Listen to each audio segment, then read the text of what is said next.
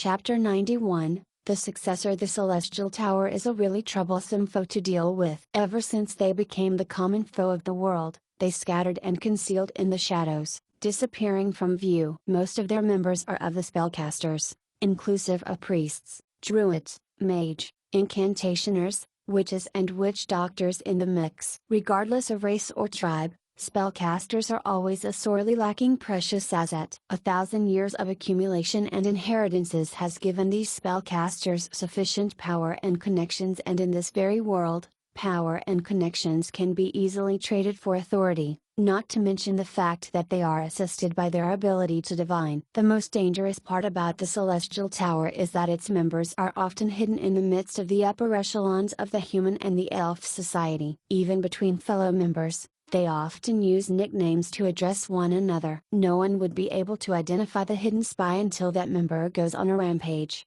making them an adversary hard to guard against. A bunch of poisonous snakes that hides in your midst, capable of biting you at any moment. It is a thought that sends shiver down one's spine. After realizing that the Celestial Tower had set their eyes on me, despite the world being already plunged in darkness, I rushed out of the mansion without any hesitation. I understand how they operate. Assuming the many spies that we encountered recently were their scouts, judging by how that troublesome group doesn't know the meaning of restraint, their failure in their reconnaissance mission will only motivate them to take bigger risks to accomplish their goals. If so, instead of waiting for them to knock on our door, I might as well make the first move. But the moment I stepped out of the door, I realized a little problem. Harl Ois, to whom does this Celestial Tower ring belong to? Smell it and find him. Smell your sister. I am a cat, not a dog. That's not right, I am not a cat as well. Damn it, you bastard unfilial disciple. Alright, looking at this dumb cat who bites relentlessly on my finger, I decided against reminding her that her claws and fangs were unable to break through my defenses due to my titan body. Hey! How can you underestimate yourself so much? The potential of meow aliens are limitless. They can conquer the entire world. Alright, stop biting me. I wasn't joking. I will just tell you directly now, I added a new function to you the last time. A new function? No wonder I felt something wrong with my body these past 2 days. I'm going to kill you. Sit down. Hand. Harlois immediately gets into a squatting position, one that was striking similar to that of a dog. Then, she sticks out her tongue and stretches out her cat paw. This is one of the new functions that I implemented, specially prepared for the Queen of Banshees, who was getting more and more disobedient. Woo you are really going too far. I already agreed to work together with you and you even landed me into such a state. How can you treat me like this? No matter what, I am still your mentor. The teardrops that drips down from the meow alien makes her look exceptionally pitiful. The onlookers, Diana and Crows, are full of sympathy toward her and even started to glare angrily at me, the cat abuser. Drop the act. Did you forget our magic pet contract? Your feelings can be transmitted over to me. Do you think I can't tell whether your tears are real or not? Alright, the next moment, the tears stopped. A musing look appears on the black cat and after a short moment, she sends me a short message. You should know that even if I am in such a state, I still have cards under my sleeves that can make your life hell. As long as you agree to help me seek vengeance against 2 people, no, 2 gods, and make them fall, I will remain as your pet obediently and devote all of my strength and knowledge to you. I would accept it even if I have to serve you in bed. Even though I have never come into contact with men, my techniques are definitely in no way inferior to the Dark Elves. Even though those words had a hint of intimacy to it, even though she was assuming the form of such a cute kitten, her endless resentment towards the gods formed a tangible dark fog around her, her hatred could be clearly felt in her tone and her gaze still remains as fearsome. Despite being unable to hear anything, Crows and Diana instinctively raised their weapons and went on guard. Perhaps, the form of the cursed black cat who brings about misfortune is the true face of the undead Queen of Banshees. Time will bring endless power and knowledge to one. Even if she has fallen under my hands and has yet to find an opportunity to flip the tables on me, I never dare to underestimate Harlois. It is exactly because of the fact that I do not dare to underestimate her that I use the once-in-a-lifetime magic pet contract without any hesitation to tie her forcefully by my side. I have absolute trust that in my absence, she can single-handedly flip the entire underground world around. Forget about the serving at night. I am not Bai Feng, and I am unlike the other fools who get blinded by illusions. Two gods, right? Tell me which two gods is it first, so that I can consider about it. After all, if you were to ask me to slay Ayer and Carolyn, there's no way I would be able to settle them, and naturally, I won't be able to agree to your conditions. Harlois spits out two names telepathically and looks at me expectantly. As I expected, they were both true gods of the elf faction. One of them were in my long-term target list, while I would probably be unable to avoid the other old acquaintance. Since it is aligned with my goals, this deal is one that I could strike. To think that it would be the ex-guardian god of the elves. I guess traitors are even more loathed than the mastermind. Fine. Great. It's a deal then. You don't want to make a contract? Being committed to your promises is one of your few good points. Your consent is much more effective than any other contracts. If I were to really sign a contract and take advantage of you, I still have to be worried over you finding a loophole to go against your words. Looks like she understands me quite well. It is just what like she said in the latter part of her words. Perhaps it is the obsession of one who walks with law. I have quite an intense level of obsession to recognize and fulfill the promises I make to others personally. However, if I was forced to make the promise, or if an obviously unfair contract was presented to me, I would most probably try my best to go back on my words. In the current civil law of the modern world, agreements that are unfair or forced upon can be cancelled. However, in this world, the terms of the contract that were established cannot be cancelled. Fine, I will write it down in my diary. You don't have to worry about it anymore. Now, quickly fulfill your role as a pet dog.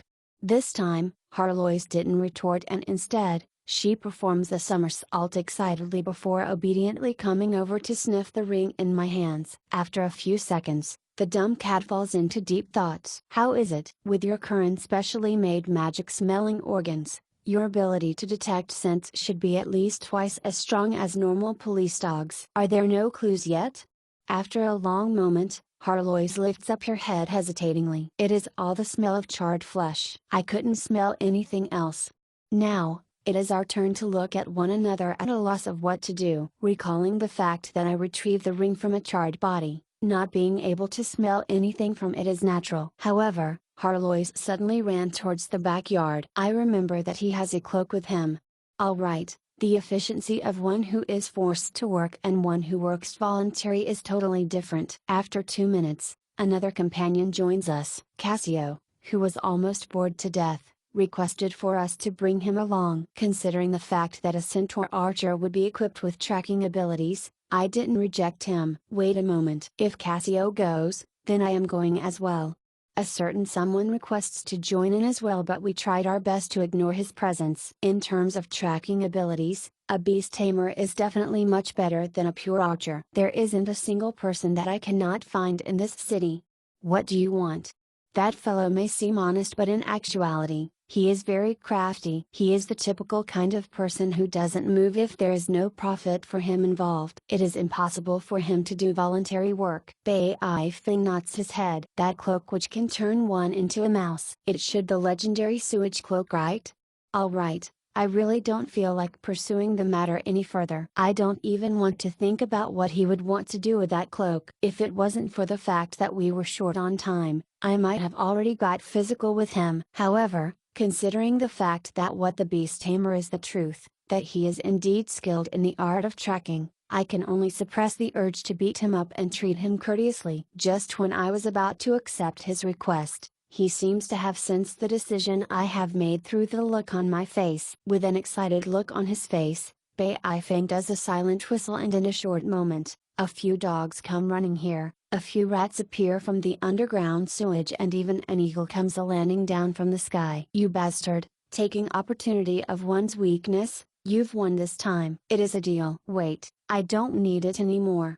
Not too far away, 2 broken carriages were stopped by the alley. A few people dressed in black were secretly moving haystacks from the carriage, and there were already a small pile of haystack by the wall of the church. They were trying to start a fire, but perhaps due to the night gale, they failed a couple of times, causing them to throw the matchsticks on the ground and stomp on it in a fit of rage. There is a spellcaster who is obviously trying to maintain an anti-detection spell. However, even if he had successfully prevented them from getting noticed from detection spells, I could still see him clearly from my current position. Looking at those unlucky fellows, I couldn't help but recall a rumor. It is said that due to the fact that they had really thoroughly offended the god of fate Cartiero, who rules over fortune and misfortune, a god punishment, a curse of misfortune, was delivered upon this cockroach-like organization. The moment one joins this organization, the system of karma will immediately be activated, causing them to be stuck in the valley of misfortune for the rest of their life. In normal circumstances, a person plagued with misfortune will find himself failing easily on the task he is working on. While crossing the road,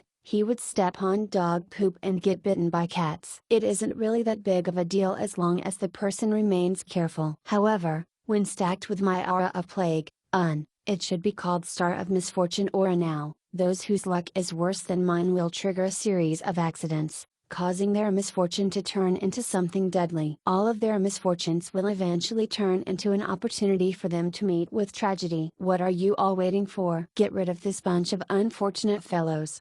Alright, other than the spellcaster, the bunch of unfortunate fellows who came to burn down the Church of True God were only the lowest class pawns. They were subdued in an instant. Then, under the wrathful interrogation of Beifing, whose ploy was upset, our destination became clear. Their temporary meeting point is the astrology platform of the royal family, such a fitting location for their identity. However, since they are able to make use of the facilities of the royal family, then there probably is a certain emperor who was upset from losing face backing them. Why don't we reconsider it? Due to the fact that the emperor is backing them, Diana, who has been getting closer with Ren recently, starts to hesitate. If we were to enrage the All-Land Emperor once again, given the fact that we were still in the territory of the All-Land Empire, even if our group would be able to simply escape, we would implicate the East Mist Communal Country's ambassador party. He is probably testing us out. If we were to show weakness, he would just strike at us more and more callously. Since he is playing the game by the rules of the shadows, we must make sure to keep up with his pace. If he stretches his hand, we will chop off the hand. If he stretches his claw, we will rip off his claws. At the very least, we must make him feel pain. Not to mention, the Mist Bloodline. The Mist Bloodline don't fear challenges. Since they are coming directly at us, how can we back down? Yielding will only make the tyrants more arrogant. It seems that the brawl by the wall has caught the attention of the people in the church. Kelly and Ren come out escorted by the royal knights. Ren's words made me nod my head in agreement. However, the words that followed it made the face of Kelly and the knights lose their colors. I also want to go, Big Brother Roland. Didn't you say that the battlefield is the best classroom? You often tell me that I am in dire need of real battle experience. Stop messing around. You are bringing trouble to everyone. You are just courting your own death. Kelly immediately reprimands her in hope that it would dispel her thoughts of plunging straight into danger. She is indeed messing around. I couldn't help but chuckle. In a battlefield of legends and gold pinnacles, what is Iron Rank rookie like you joining in for? A grenade could easily annihilate you. Raking experience from a battlefield doesn't work in such a way. Someone totally forgot that he is only bronze rank. I am already 14 years old. In the legends, Prince Roland got on the battlefield when he was 12. I already had enough putting on the facade of a prince's knight. I want to turn this glorious title into reality. If I can't even handle such a small situation, what will I do in the future battles? Even when shouted at by her kin, the young lady bites her lips firmly. Despite not saying a single word, the resolution on her face clearly shows that she would not give up on this. I gaze at her. Ren's legs were trembling, but the Roland sacred sword by her waist is radiating bright silver light, as though showing its approval of her decision. Roland's sacred sword is the personal sword of the legendary Holy Knight Prince Roland. Only the descendants and the successors of his will is able to gain the recognition of this sacred sword. Successors of my will, huh? At this moment, I somehow recalled the prerequisites for the usage of the Roland's sacred sword. Recalling how the death of my father caused Carwins and I to step on the battlefield 300 years ago, and looking at the striking resemblance between the previous me and the girl in front of me, I smiled. Successor of my will? Fine, follow us then. Don't fall behind. Kelly, just like back then, some people are fated to be unable to bloom in a greenhouse. But, protect her well. If something were to happen to her, your cloak will be gone. Ignoring the beast tamer who rejoiced at my words, I whispered an apology in the depths of my heart to Kelly, whose face was marked with worry. Then, I started leading the way. Darned remnants, let's settle the interest of the debt you owe me in the past.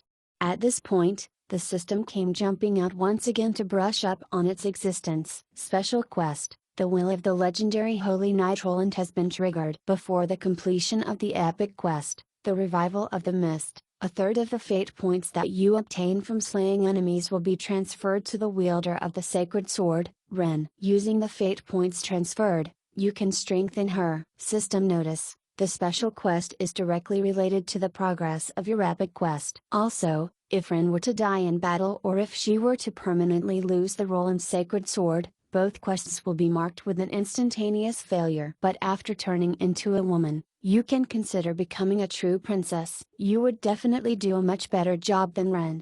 I definitely will not fail. Before I die, Ren definitely will not die. Alright, my decisive furious roar and the oath to protect her heightens the morale of the knights, as well as to cause a certain princess to blush bright red. Chapter 92, Sword of Order Blade Form.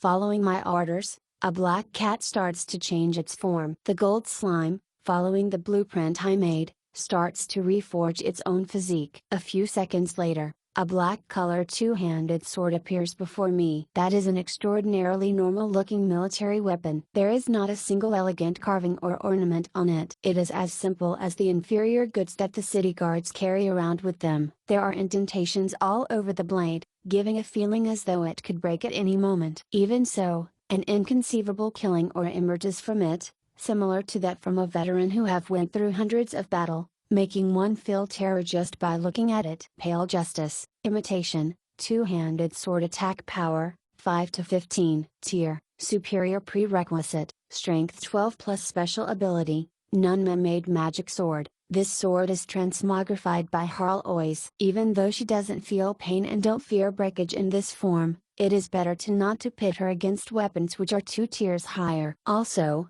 treat her nicer, otherwise if she were to suddenly liquefy in the middle of a fight.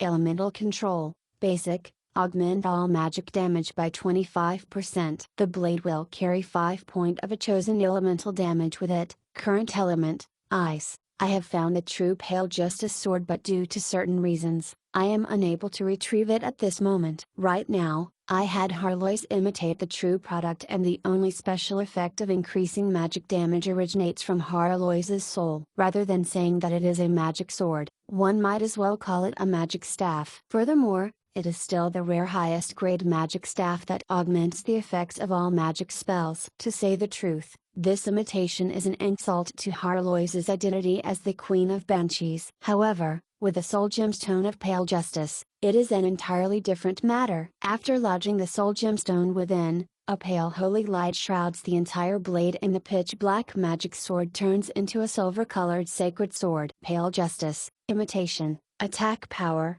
15 to 20. Tier, Epic, lower, two-handed sword, prerequisite, strength 12 plus, Holy Knight job man-made magic sword. This sword is transmogrified by Harlois. Being a epic tier sacred sword, as long as it isn't semi-god equipment, feel free to cross swords with any other weapons. However, due to the soul gemstone being incompatible, the sword is in a process of disintegration. Within 2,999 seconds, 50 minutes, it will be broke down and blade form cannot be activated for half an hour afterwards.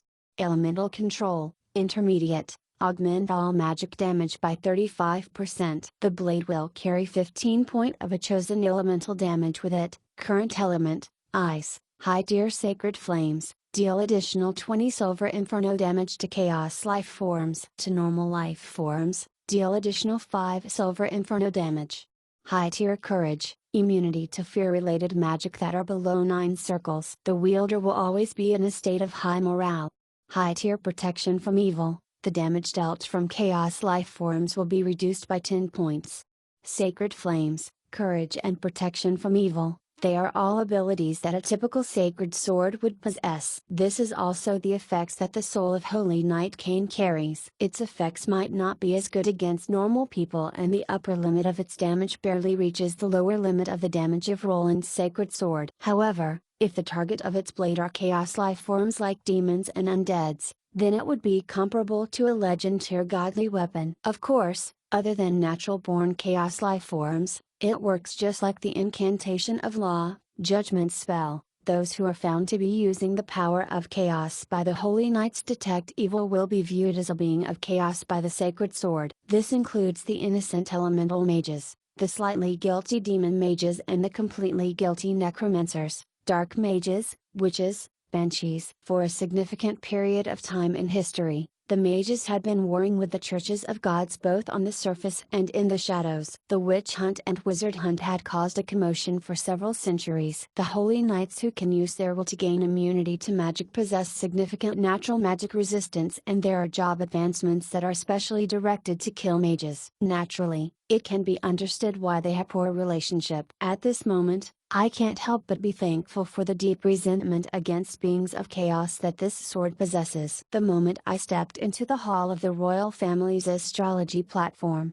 the mages immediately focus all of their firepower on Diana and me, who were standing in the front. Since we are aiming to crush the celestial tower, who mainly comprise spellcasters, so naturally, we would use holy knights to tank the front lines. To a mage, the standard tactic when dealing with the holy knights who have high magic resistance but low mobility is to summon pawns. Then, while the pawns are blocking the opponent, the mage would use an elegant spell to wipe him out.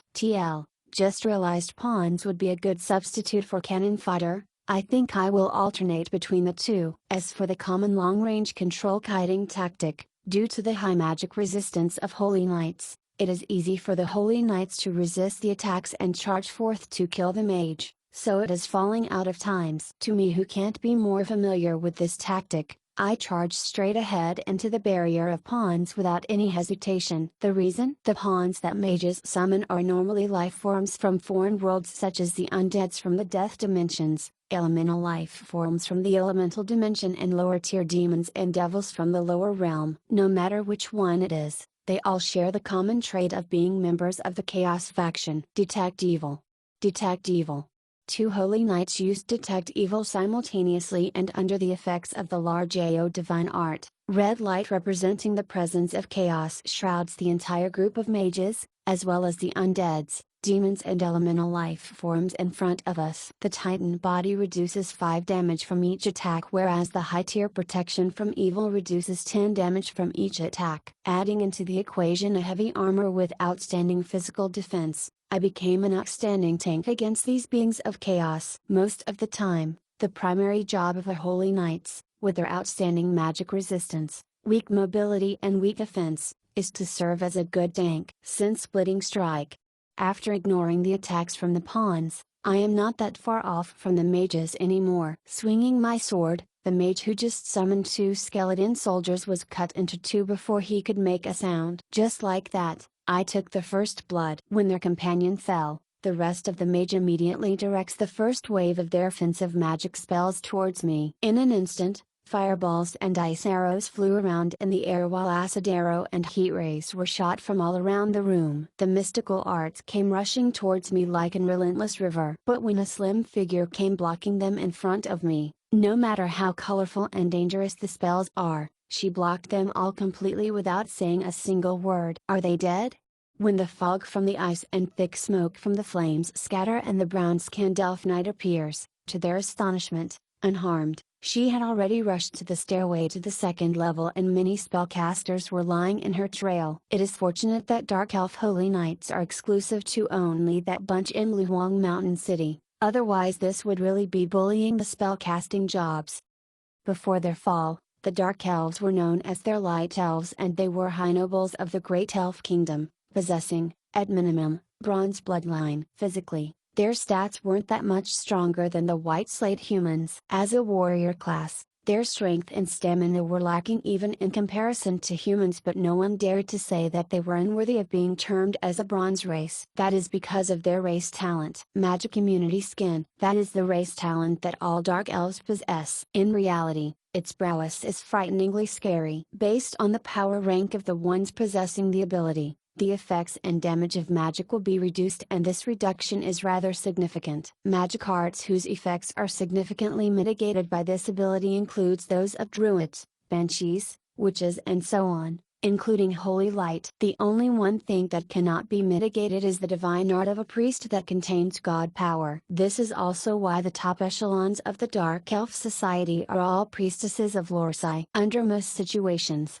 only lowly males would choose to become mages. Even those who learn the barbaric martial arts, as known among the Dark Elves, have a higher standing than the mages. A legend holy knight who has an unbelievable level of resistance to magic plus magic resistant skin plus the silver avenger, which also has the effect of protection from evil. When the hall of the first floor is filled with apprentice mages who have yet to learn higher circle magics, Diana's charge is like bashing through eggs with a rail train. I can already see the ending. Sin-splitting strike.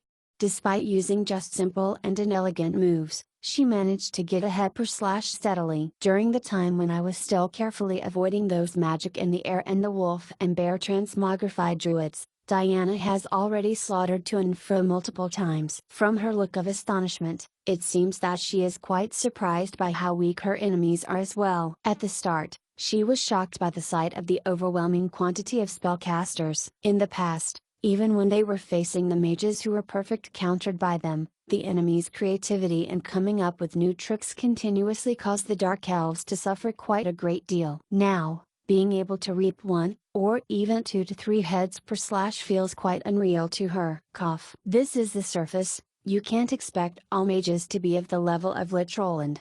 In the human society, being of legend rank will make you a prominent power of a region at the very least. To use her full strength to bully a rookie is indeed a little shameful, but for Diana, who grew up in the underground world, she doesn't possess the so-called dignity of the powerful. Seeing so many mages, she was deeply afraid that she might be killed in an instant by a powerful spell prepared by the enemy if she were to move a single step slower. So she went all out from the start and killed a dozen on them in an instant. The result of it is that the main army behind who are only a few seconds late in entering the tower are only left with leftovers. At this moment, the summoned pawns came into frontal contact with the knights and the gentlemen. The knights engaged a group of them seriously, whereas the gentlemen began clearing the whole field immediately. Regardless of whether it is the 2 giant wolves under Bei Feng or Cassio's bone bow, they are the explosive offensive ability of a gold rank, allowing them to sweep the whole field. Before Crows could even prepare her first large AO lightning strikes,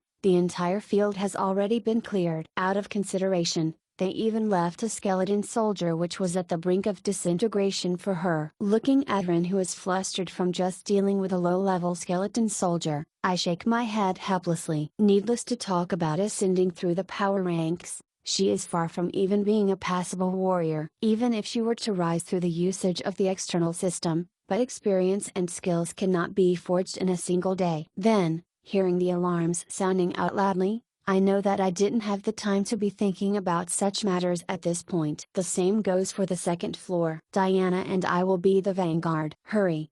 From the look of the blueprint we just obtained, the astrology platform is a building with only 3 floors. The first floor is used to keep books, information and daily necessities and serves mainly as a museum. The second floor is the residential area of workers, whereas the third floor is where the different kinds of telescopes are kept. The targets we are hunting for, the upper echelons of the Celestial Tower, are most probably in the second floor. This time, we met with trouble the moment we reached the second floor. The 2 giant metal magic statue furnishings immediately activates and all of the decorative armor and statues start to come to life. At the same time, sharp spikes traps and lightning traps appear on the floor. After leaving the main hall where normal people can enter freely, the Celestial Tower, considering their bad reputation as well as the countless enemies that they have made, restructured this place to serve as their fortress. One of the giant metal magic statue got blocked by Diana, but being made of superior steel,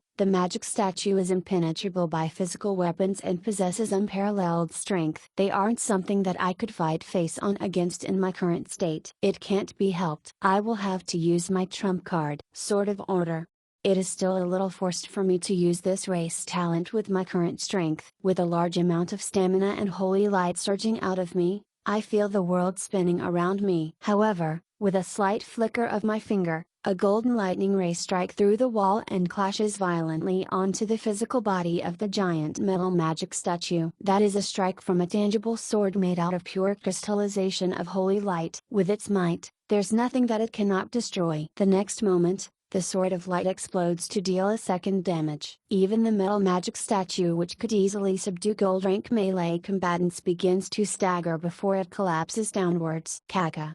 A gaping hole has been opened in the back of the metal magic statue and dark smoke starts to pour out there. Diana stares at me in shock. As a legend rank, she has yet to finish dealing with the magic statue, and yet I, who isn't even silver rank, has already managed to destroy it. But, I shake my head in response. Man-made magic statues are the favored guards for mage towers because of their resilience. This metal magic statue is obviously a superior quality good. It is impossible for it to be destroyed so easily. Although it is severely injured, looking from how the gears below its metal skin is still spinning and the radiant spiritual light shrouding it, it is still far from being broken down. But, how could I possibly allow it breathing space for it to regain its momentum? I have already jumped on the body of the magic statue, picked up my other two-handed sword and stabbed it in, twisting the sword inside its body. Where did the sword come from? It is summoned from my race talent Sword of Order. Race talent, Sword of Order. Summon a weapon forged by the power of order and deal damage to an enemy through a physical collision and an explosion. Afterwards, the weapon will continue to exist for an additional minute per summoner LV. The tier of the weapon will be decided by the power rank of the caster. Weapon of Holy Light, Arbiter of Holy Light. Attack power, 10 to 15, tier, Elite two-handed sword. Prerequisites, Strength 12+, Holy Night Job. Duration, 22 minutes. Crystallization of Holy Light, increase the effects of Holy Light by 50%. Recovery rate of Holy Light by 100% and an additional 10 Holy Inferno damage will be dealt during an attack. Intermediate tier Protection from Evil, the damage dealt from Chaos Life Forms will be reduced by 6 points. This race talent, which I can only use once per day, allows me to summon a Sword of Holy Light / Sword of Law of acceptable quality. At the very least, the buffs to Holy Light is really attractive, but it is a pity it can only be sustained for 20 minutes now, which insufficient for my usage. Through infusing a large amount of Holy Light into the magic statue, the invasion of a foreign energy caused a conflict in its original power system, resulting in it twitching for a moment before it is done in. Judging from how I was awarded 200 fate points, the metal magic statue's absolute prowess is definitely above mine. Lacking explosive power remains as one of the fatal weakness of a holy knight. On the other side, despite Diana dealing massive wounds on the body of the magic statue that black smoke is arising from it, she is still stuck in a stalemate with it. Only when crows came with a series of consecutive lightning strikes did the metal magic statue, who has weak resistance to lightning, finally slumps. But the next moment, the activated traps pose yet another trouble to us. I finally know what our party lack, obviously, a thief. These darn consecutive traps, you can't expect me to barge through all of it and hope that my physical body would be able to withstand them. In the end, using summon life forms to scout the path, we eventually got through the traps section. However, as we were delayed significantly, by the time we managed to clean up the second floor and head towards the third, the Celestial Tower All and Empire Branch Head Lamos's eye has already disappeared in a dimension gate. The enemies of the second and third floors were slightly harder to deal with. However, given the time we took to reach the inner regions, those who had double identities in the Celestial Tower were already gone, assuming their other identity, causing the strongest power left behind to guard the tower to be 2 gold rank mages who posed no threat whatsoever to our party. When we finally swept the battlefield and tallied the amount of casualties among the enemies, I realize that the result is better than expected. Yet another unlucky fellow who got stuck in a wall after failing to pass through the Dimension Gate. For a spell like Dimension Gate, which even novice mages only have 1% probability of failure, to actually witness over a dozen of higher rank mages triggering that possibility, looks like the rumors that the Celestial Tower has been cursed by the God of Fate is true. At the same time, I, who should have been enraged from my opponent's getting away, picked up a report that left me overjoyed. For his great ambitions, in order to expand the influence of the All-End Empire, we have decided to help the fifth son of the old emperor, Darsos, to the throne. In order to prevent him from burning the bridges after our assistance, we have left behind evidence of him killing his father and his siblings. That is, what is unexpected is that Darsos actually didn't kill his father. I don't think that he would just let him off. There must be some kind of secret behind it. As expected, after helping Darsos raid the ambassadors of solo federations, through some coincidence, we actually found out the final secret of All-End Empire. Perhaps, we can use this as a chip to extort him. Killing his father and his siblings, such a ruthless character. Hey, this is just the intelligence I need. Darsos, perhaps, we can have a good chat. Perhaps, it is about time for us to have a good chat. The morning of the next day, news of fire breaking out and destroying the royal family's astrology platform spread across the entire city. The spies of the royal family quickly reported the news to Darsos's confidant. Hermit, who was still groggy from being woken up suddenly, after hearing such explosive news, immediately pulls himself together. You don't intend to suppress them with force? From the moment their scouts are noticed, it took less than 2 hours for them to track them down and reach the astrology platform. Based on the corpses we found in the rubble, there are at least 4 legends in their forces. Not only are they ruthless, they also have the power to back it up. Since they have displayed sufficient strength, then we could at least have a talk. Besides, my men didn't find the corpse of the mysterious Celestial Tower head. Perhaps, he got away. That would be troublesome. That fellow knows quite a bit of things. There is no need us to foolishly wait for him to come knocking in order to kill him. Just put him on the blacklist across the country to distance ourselves from him. Aren't you afraid that he might spill the beans? So what if he spills them? Will there be anyone who would trust him? Even if someone does, there is only one remaining son of the previous emperor. Do they expect me to step down? Hey, right. Has the old fellow given in yet? No, the old fellow is still impressively stubborn as always. I will go and try again today. After a while, when the flower pot on the ledge is shifted, a mechanism activates and a secret passageway leading to the underground chamber appears. Right, why don't we organize a ball in your name? We can invite all of the foreign guests and the children of nobility. It wouldn't be too striking that way. Hey, you are probably just taking this opportunity to hunt them down. Fine, we shall fix it on the next week.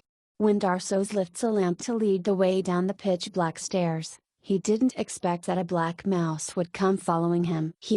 Looks like searching for tidbits here paid off. This secret, I sold it to that generous Roland. How much would I earn? For those who don't remember, demon mages are mages who control demons. I guess why they say they aren't truly guilty is because 1, they aren't bending any laws of nature, unlike necromancers. 2, they control demons, but that doesn't mean that they belong to the Chaos faction. I remember translating it somewhere around Kakajo but can't recall exactly. Leaving it here just for reference. Power ranking, for weapons, weakest, greater than strongest. Normal, greater than superior, greater than elite, greater than epic, greater than legend, greater than semi-god, greater than god. Power ranking, weakest, greater than strongest. Iron bloodline, greater than bronze body, greater than silver dignity, greater than golden will, greater than respected legend, greater than world saint, greater than immortal myth, greater than indestructible semi-god. I don't know if I'm using inconceivable and some synonyms of it correctly. I doubt so, that's why I'm writing this, but anyway, I'm using inconceivable to mean something unexplainable. There is no basis for its happening. E.g., the part on Pale Justice, even though the blade looks ever so simple, it is unimaginable that it would be emitting such strong killing intent. Anyway, grammar error number 2, I haven't really been checking on my usage of which and that. For those who are unaware, there is a difference in usage between the two. I apologize if I made mistakes previously, and I think I will probably keep making them, haha. For those curious, a very simple explanation between the difference of the two can be found. Chapter 93, The Fleet and Presence. Tell me, if I were to use my war angel form and stab Darsos in the back, what will happen? Good idea, why don't you give it a try? Since it isn't too far from the river, you could steal his boat after killing him and sail down the river. Then halfway through, abandon the boat and hide in the water. Given our strength, there should be at least a 70% chance of success. Then we will use a shattered cup as our signal to move. You will turn into a blade and we will immediately chop at his neck. Then, after taking his demon sword, we will flee. Can you let me eat the demon sword? I think that it is quite compatible with my attributes. Fine, but you probably won't be able to digest it now. Let me play with it a while first. Your Highness Ren, I know that being forced to dress like this made you unhappy. But, please consider the citizens of the East Mist Communal Country. They can be regarded as the descendants of the Mist Country. They are unable to take another war in their current state. TSK. A certain princess is still resentful. HMPH, foolish humans.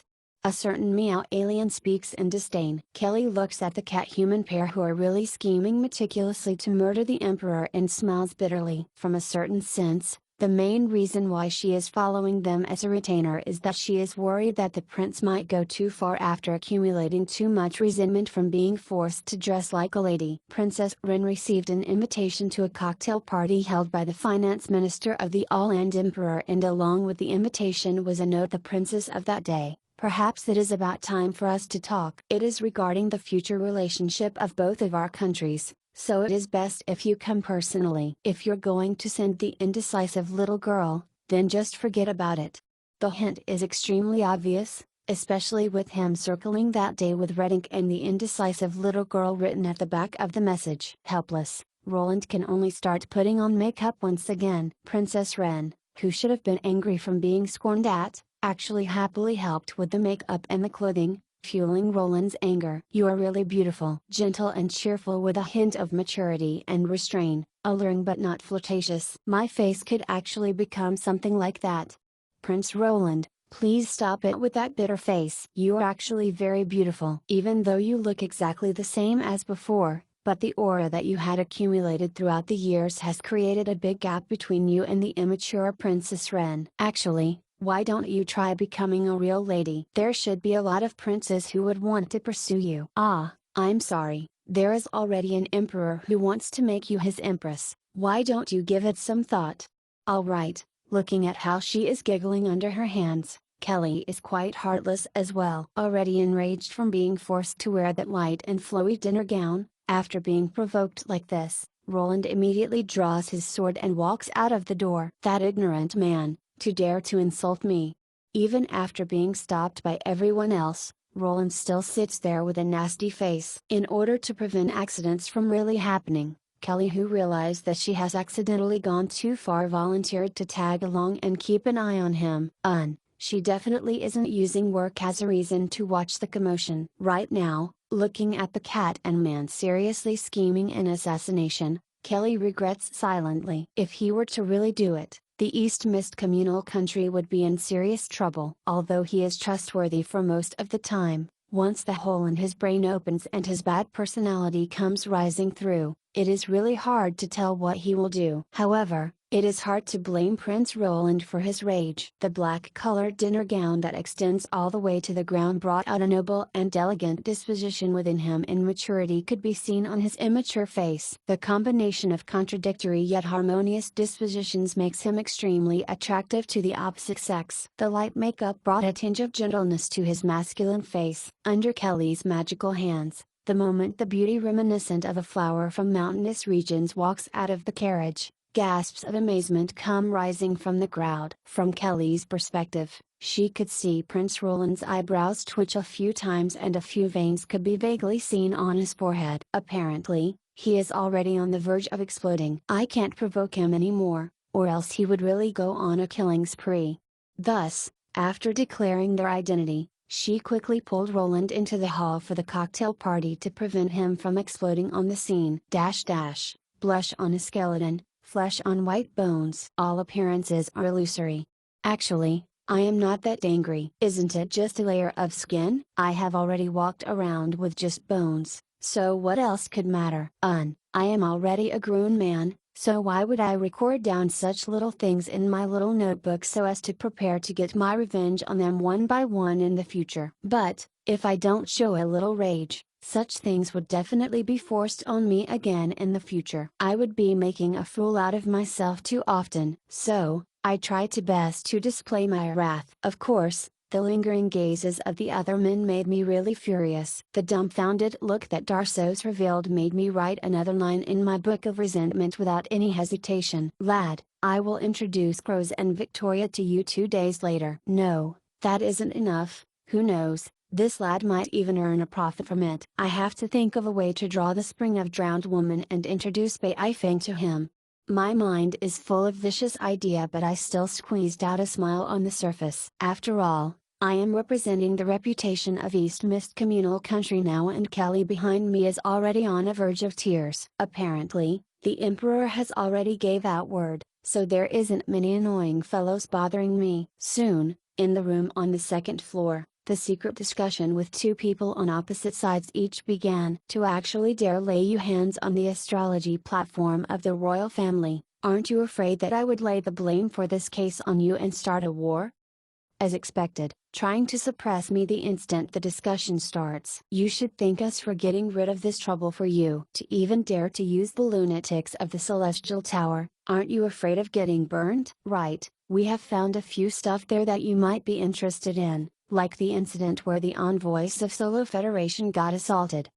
The Solo Federation is one of the strong countries in the continent, and the attack on their envoys shocked the entire world. But, the true reason for the attack is because the Soloans were interfering with the battle for the throne of the All-End Empire. Thus, the man before me sent assassins to destroy their entire group of envoys and even blame the other party for not bringing sufficient bodyguards. Seeming to have anticipated my threat, Darsos shrugs with apathy on his face. It is all old news. If it was just a year ago, I might still be worried over it, but now, you also understand how much it only weighs now. But, let's forget the matter of the astrology tower and talk about the future. Fine, let's treat the incident about the subordinate states as though it has never happened before and return back to where we belong. That is impossible. The reputation of the All-End Empire will be damaged. We would rather start a war. The advantages of a secret discussion is that excessive diplomatic language could be dropped and one can dive right into the main topic at hand. Just like what I have said before, discussion is just a compromise made by exchanging chips after testing out the bottom line of the other party. It is decided by the chips and circumstances of both parties. Thus, it could even be said that the endpoint could basically be confirmed before the discussions begin. Originally, judging from the absolute strength of both counties, I, representing the East Mist Communal Country, would be in a disadvantageous position. After all, the other party only have to threaten us with war and put on a fearless front. In that case, we, who would want to avoid war at all costs, have to give way to them. Remembering the Lord foreigners from a certain era, TL. Not very well versed with China's history, so while I have a clue what he is referring to, I can't confirm it. This is also what Darsos is doing. By blackmailing us with war from the very start of the negotiation, it is obvious he is trying to suppress us with force. However, what is fortunate is that I have found quite a few new chips in the astrology tower. As long as I can come up with a chip that is even more powerful than war, I would be able to reverse the situation. Chasms. After throwing out this phrase, I silently savored the high-end cake and red tea without even looking at the other party. But, from my peripheral vision, I can see 2 shocked faces of disbelief. How did you know? Under excessive shock, the hermit's poker face couldn't be maintained. Although Darsos remained silent, judging from his action of stroking the demon sword by his waist, he seems to be subconsciously entertaining the thought of silencing me once and for all. Chasms. It is the name of a ship. But, it is no original ship. It is the future All-End Empire's super weapon, the flagship of their air fleet. At this moment, it should still be in the midst of being built in a secret base in an emptied chamber under the river. Other than regular armies, every super empire will have their own trump card. The Solo Federation's giant elephant legion that knows not of the existence of walls, the Bear Empire who is rumored to be able to summon giant dragons to back them up in war, the Zilluo Empire's cursed contingent that is full of all kinds of abnormal war monsters, Cthulhu Kingdom's Sea God Brigade which is said to be able to cause tsunamis on the continent, and the Beastman tribe's behemoth war beast who could spar with dragons reputedly. One of the reasons why the All-End Empire is unable to join the Superpower Club is because they lack a strategic level army. Thus, generations after generations of emperors have been investing in this sector regardless of the returns. After screwing up a few times, the final goal that they have decided on is an air fleet. The air fleet, from the technical details of building one to digging a hole in the river to create a secret base for construction, spent the All-End Empire total of 200 years and 4 to 5 generations of emperor, as well as the expenses of over half of the national treasury. If the walkthrough is accurate, it would take another 15 years before it would first appear in the war with the underground world. In the first time that they appeared, they annihilated over 10 armies of the Underground Alliance, shocking the whole world. However, estimating the time, the construction should be in their final phase. Perhaps, the reason why they moved to this city by the river a few hundred years ago is because it would be convenient for Kajursi City to build an underwater base. This kind of country-level powerful weapon would definitely be under the direct control of the emperor. However, Darsos didn't ascend to the throne normally. He wasn't even the crown prince previously, thus he had no rights to know of this secret. Only when he ascended the throne was he pleasantly surprised about the secret weapon of his country. However, he descended into a situation that one would find it hard to laugh at. He was unable to enter the treasure vault. The key to enter the underground base was originally in the possession of the crown prince Milaz, but Milaz was already beheaded by Darsos. Without the key, no one can enter or exit the secret base. Gauging by the time, given that rations haven't been sent in for a significant period of time, everyone inside should have long starved to death. This isn't the civilized society that emphasizes human rights. All of those aware of the secret were sent into the secret base together with their family, while rations and everything else were controlled by the external side. The result of being so overly secretive was that when a problem occurs in the chain, all connections would be broken. Thus, he could only spare that smelly and stubborn old fool,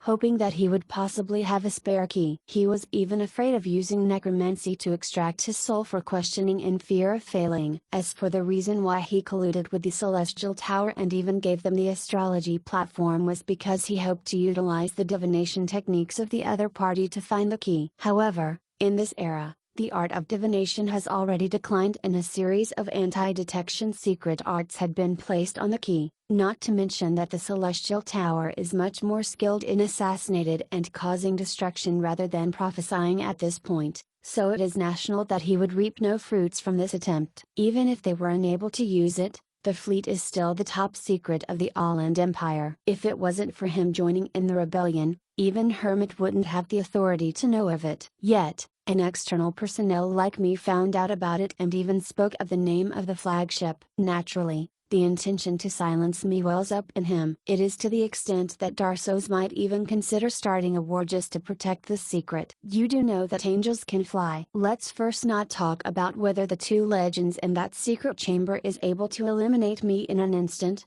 Do you think that I would utter these words without being fully prepared? The black cat on my shoulder is the best hunting hound. She has discovered the hidden troops of the other party from the very start. After realizing that it is impossible to silence me, Darso's killing intent retreated as quickly as it came. But, my chips wasn't just limited to this. I know where the key is. That bunch of mad dogs have found it, but they didn't want to give it to you. If it wasn't for the fact that the bloodline of the royal family is required to open the lock, perhaps they would have already emptied your treasure vault by now. That bunch of lunatics, bastards. Those untrustworthy wild dogs. Hermit. Yes, my majesty. The wanted list will be released very soon. All of the members of the Celestial Tower that we have identified will be arrested. The treacherous fools will be hanged. Even without looking in the mirror, A cruel smile is probably hanging on my face. Pushing the blame to an enemy really brings such great joy to me. The Celestial Tower didn't find the key, but someone else did. That is an one-of-a-kind famous myth-class chain quest that would happen 10 years later. Triggering from a fortunate player picking up an old backpack in an ancient well, it would end in the revival of the invincible fleet of the all-land capital. The details of the process of how it happened isn't very clear in the walkthrough, but an abandoned ancient well is already a big hint. To others, this might be a great secret. When Beifeng told me that the new emperor is coercing the location of the key of the fleet from the old emperor, what is left is to find the location depicted in the walkthrough, and after 3 nights of searching, I found the key in the 26th dried out ancient well I visited. If the doors were to open now, there might be a few surviving engineers and mages. This is much better than starting anew after finding all of them dead. A remote subordinate state should be nothing compared to an invincible air fleet. Right, if you intend to gamble and steal the key from me after killing me, go ahead. While I may not be capable of much, but I still have the confidence of making the key disappear forever. For example, feeding it to a fish in the ocean or a bird in the sky. Smiling, I casually stir the drink in front of me as I admire the anxiety and unease of my opponents. Considering the unyielding spirit of the Mist bloodline, giving their life for even the smallest thing as well as the good reputation for remembering grudges, Darsos can confirm that if he were to continue using war as a threat, no matter what he earns, his trump card, the air fleet, would definitely be a goner. I am not worried at all. Since my chips are larger than that of the other party, I am already on the advantageous side. The first to take a step back could only be the other party. Kelly and I savor the tea delightfully while on the opposite side, their faces scrunch with anxiety. One side is smiling while the other is bitter. At this point, the situation cannot be clearer. After a long bizarre silence, finally, grabbing his forehead, the King of Winter Wolves sighs helplessly and gives in. I can allow for all of you to secretly sneak away. The East Mist communal country will be excluded in the alliance ceremony and the list of subordinate states, but your country must be careful so as to not wound the reputation of the All-Land Empire. You must remain silent during the commotion of the international community afterwards, and in name, you must remain as our subordinate state. Remaining as a subordinate state in name is the bottom limit of the All-Land Empire, otherwise he would be unable to explain it to the other countries whom they are going to alliance with. However, I nod my head in agreement. Not talking about any other affairs, I have expected this to be their bottom limit. Going at it forcefully won't benefit me, and besides, I already have an idea on how I could bypass it. The main matter at hand now is to profit more from them. This isn't enough. Our country is weak, so we require the generous support of your country. For example, the Missler Mithril alloy of your country, your specially bred war horses. Alright, what is left is a certain someone opening their wide mouth to bite into the flesh of the other, and the other so furious that he could kill someone but could only continue negotiating with his weak points were firmly grabbed onto. Of course, as one of their national secrets, it is impossible for us to lay our hands on the Missler Mithril alloy, but if we were to start out big, it would be easier for us to negotiate later. After 4 hours of difficult negotiation, Darsos and Hermit gained a deep understanding that bargaining with a woman is almost suicidal. Not mentioning the Wren, there almost no limit to the patience of the female elf official. By pushing and bit by bit, she seems she would only be satisfied only when she forces the other party to flip the table in frustration. When the devil's contract is taken out by an angel and skillfully altered using the devil's language, even Darsos find himself unable to keep up with the happenings. The contractor Roland guarantees in the name of the Mist bloodline that is the true possessor of the royal authority in the Mist country. After signing the contract, the Mist country will become the subordinate state of the All-Land Empire in name. However, the All-Land Empire must pay the following resources to Roland. Roland is your true name? That is a good name, just like the legendary hero from your family. Right. That is also the name of the sword representing your royal authority, right? So it is a traditional name, huh?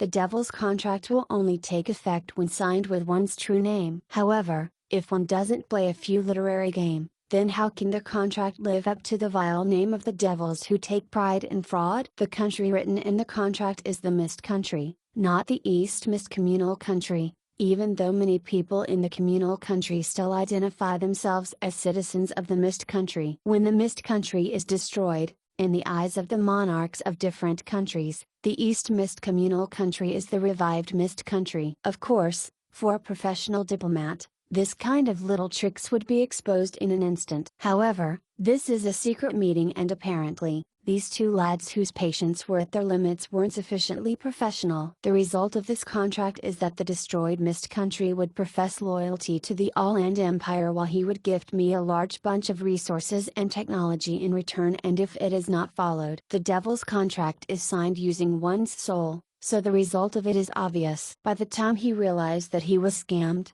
I believe that he wouldn't have the time and energy to settle the scores with me and the East Mist Communal Country. By the time we were satisfied with our returns, the tired Darso smiles bitterly. I should be doing my job well as someone being ripped off. Then, as an outstanding profligate, can I invite you for dinner?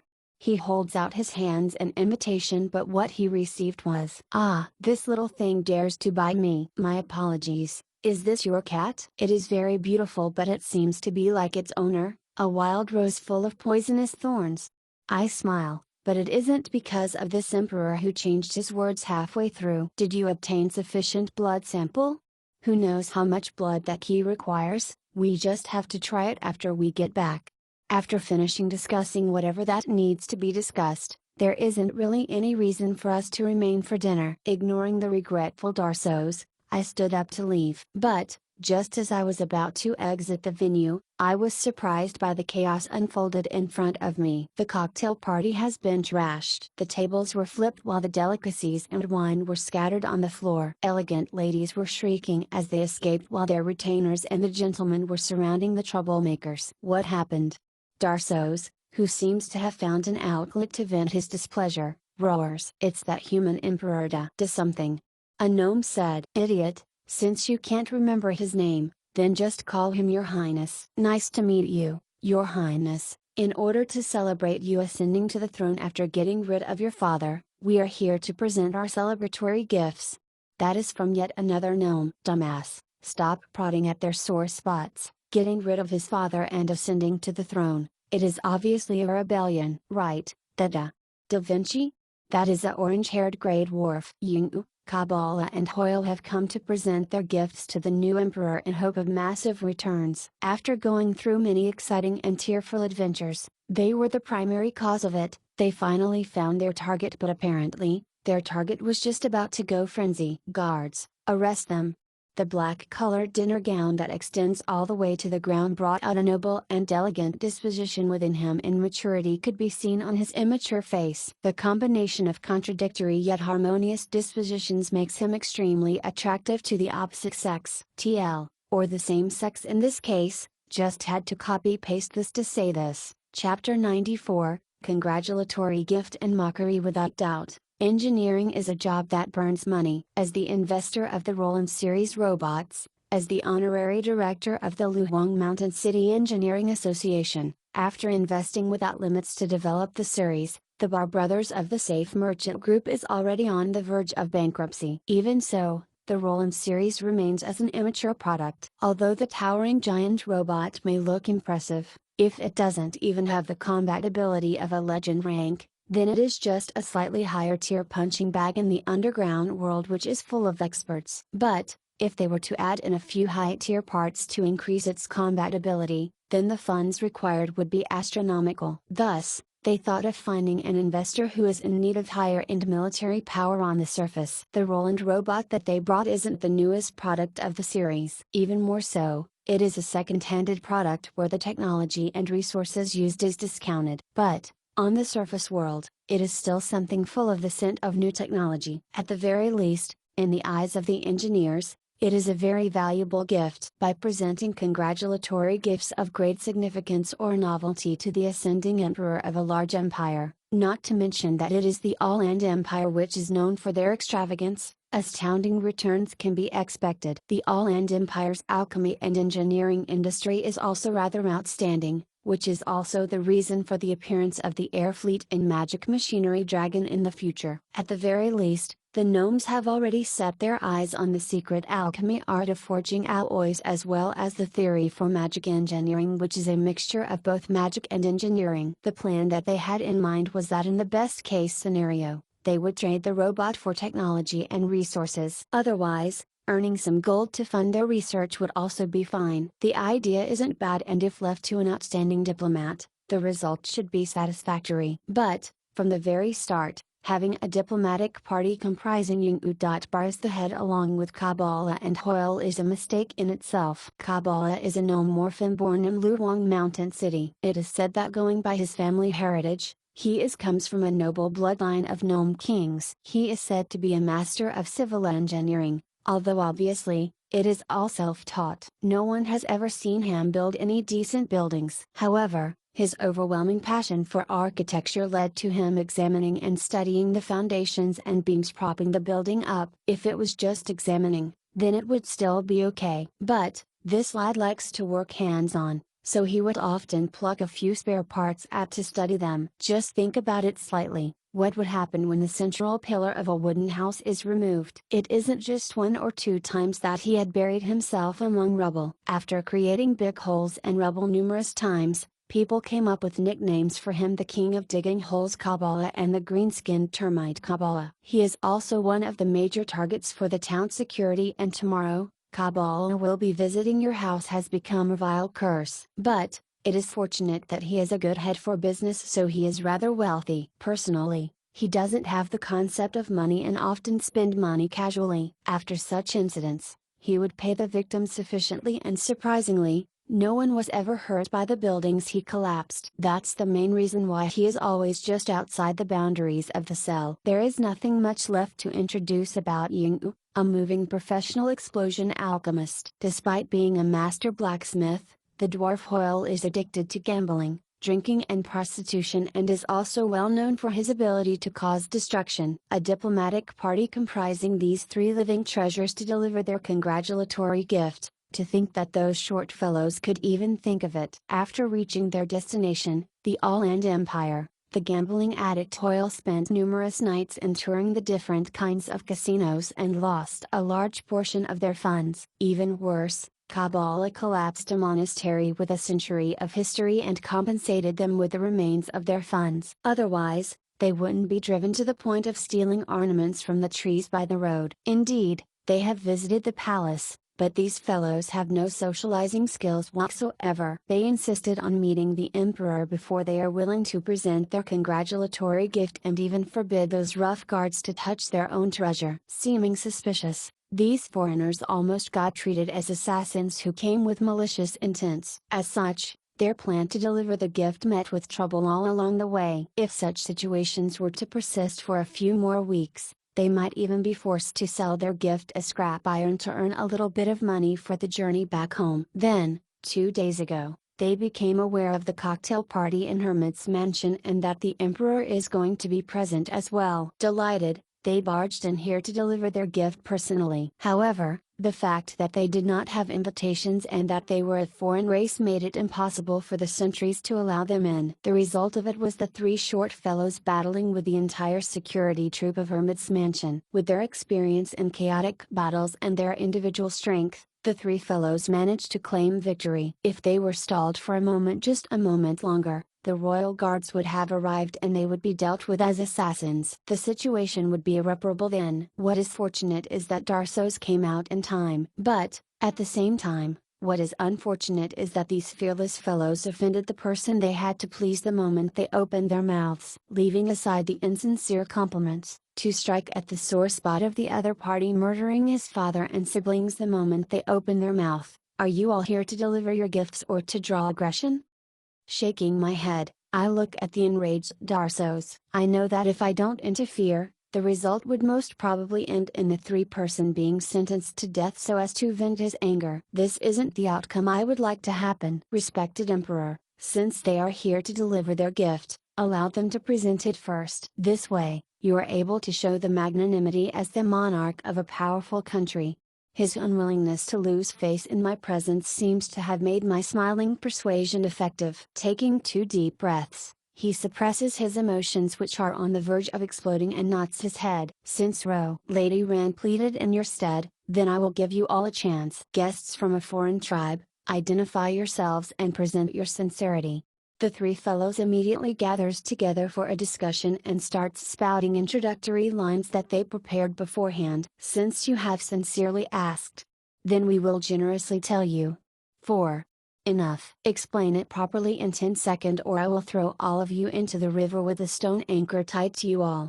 I wanted to listen to their newly edited introductory lines but apparently, Darsos doesn't have the patience for it. The roar of the Emperor made everyone lower their head and tremble in fear. We came from Luhuang Mountain City of the underground world. We have heard that your majesty is about to ascend to the throne, so we traveled 1,000 miles to present to you our greatest gift. As expected, threats are still effective. Underground world? In the eyes of the human nobles, the legendary underground world is a place ruled with demons and monsters, filled with bloodshed and war, a totally different place from the surface. Hearing the gnomes and grey dwarfs say that they originate from the underground world, commotion broke out as faces of disbelief and shock appears on the faces of the nobles present. Cough, then show me what treasures you have brought. Without doubt, looking at his raised eyebrows and the slight smile on the corners of his mouth, a gift from the citizens of the underground world from 1,000 miles away made Darsos feel exalted. I heave a sigh of relief. Their innovative idea of sending a gifts from 1,000 miles away is indeed an excellent one. As long no accidents happen, even if the present is just so-so, Darsos would at least act pleased and reward them significantly so as to leave behind a good legend. Look, this miniature number 88 robot scaled at a 20:1 ratio is our present to your majesty. Kabbalah pulls out a broken robot from his patched sack. That is a robot on the verge of breaking apart. It is only a meter tall and it is covered with green rust throughout its entire body. Apparently, it is made of second-handed waste spare parts, leaving it without a shred of majesty that the original one possesses. The panicking Yunta didn't manage to explain clearly. What he meant to say is that he intended to present the bigger robot number 88 but due to its hulking size, he can only replace it with a smaller model. Pooh. This could be given to the kids to play with. This is a direct insult to the engineers of All-End Empire. Our magic engineered steam armor is already 3 meter tall. What do you all mean by sending this over? Do you think that our emperor needs this little toy? In the eyes of the nobles here, what they see is a few fearless countryside bumpkins presenting a small toy to the emperor. Look, he has a drill and a main cannon, there is even a jetpack at the back. They are all the latest technology of Luhuang Mountain City, so they should be able to contribute to your country's engineering research. I slapped my forehead. Without even clearing up the misunderstanding, Yunta continues to explain seriously, as though looking down on the engineering study standards of the other party, provoking their ire. TSSSSSSSSS. Kaka. Boom. Alright, there is no need to explain too much about this. Just like other safe brand products, under the hands of the gnomes, this scaled-down robot first short-circuited and black smoke came pouring out before it exploded. Enough. Is this your congratulatory gift to an emperor? Perhaps, you all take my kindness for granted. Blood-red light emits from his demon sword, the emperor no longer intends to conceal his killing intent. The three people stare at each other in incomprehension. Although number 88 is the product of the crystallization of the ingenuity of the underground world engineering study, why does the other party seem to be on the verge of killing them? In the end, Kabbalah's mind moves and he thought of a really bad idea. Since this present is unsatisfactory, then let's just find another present on this spot. Lord, this is our real gift. Audacious. What audacity!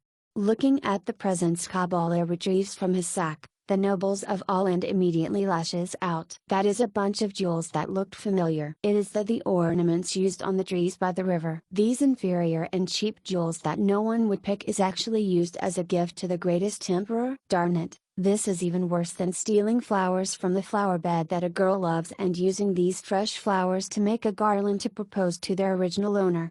Such suicidal actions left me speechless as well. Hey, arguing with you all is really a waste of my time.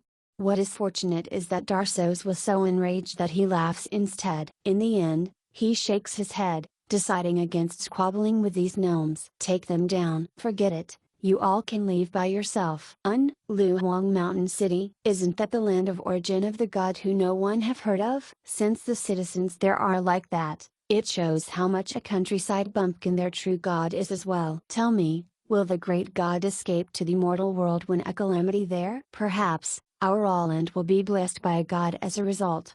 Although the emperor's sense of humor is really lousy, these kind of cold jokes that mock a true god makes one really unable to laugh. But I haven't even heard of the god of law in the past. It was only a while ago did I hear that many merchants are switching to that faith. Indeed, as expected of the church of lowly people.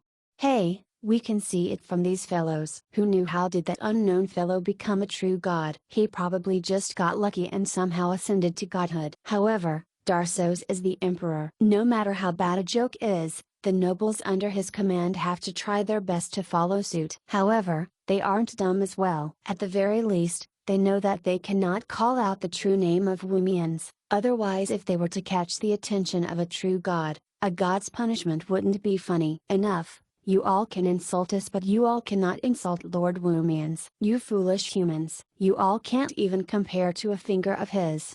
The hilarious high-pitched shouting of the gnome echoes around the hall and following it is the entire hall bursting into laughter. Don't laugh. Do not laugh. I, Ying-U.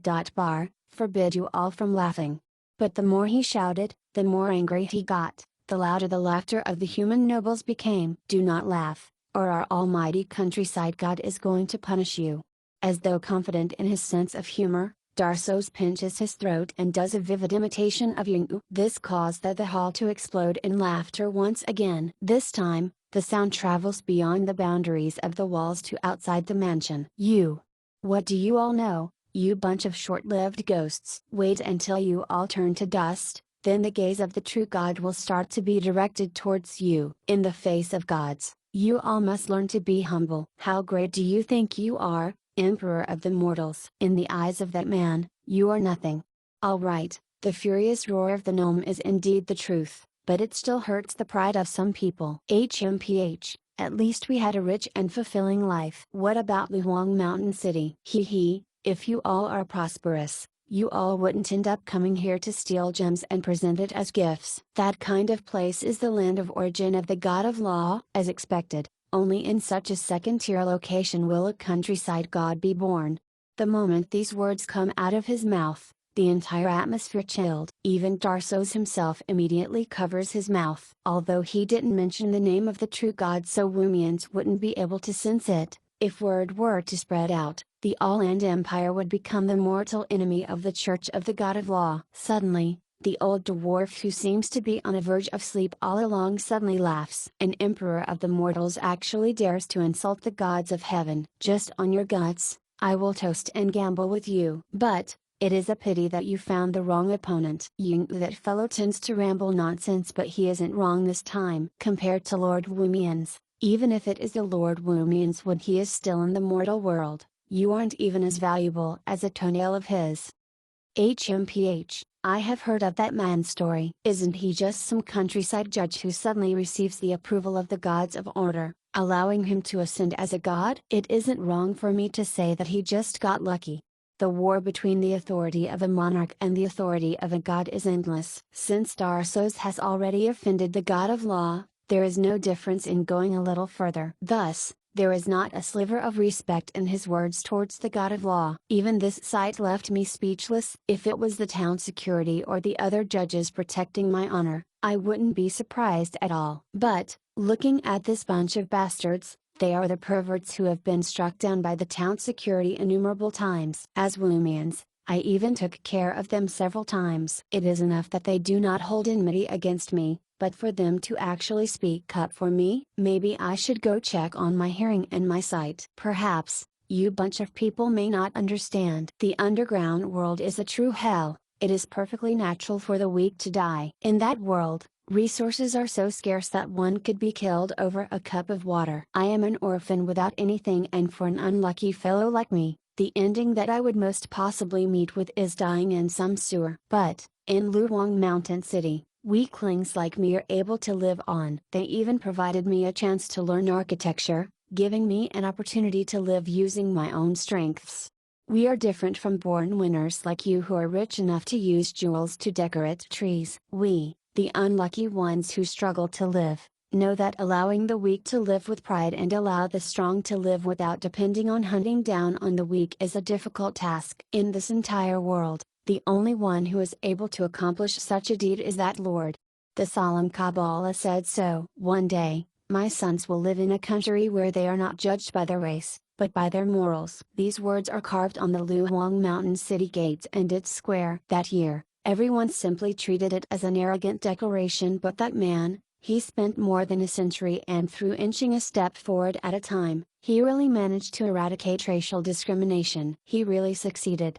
Can you all imagine? Dark elf knights who are kind to the point of foolishness, undead warriors who are peacefully slacking about every day, gnome lads who are hardworking and are not greedy. In Luoyang Mountain City, races aren't important. What is important is that what you did and what you intend to do.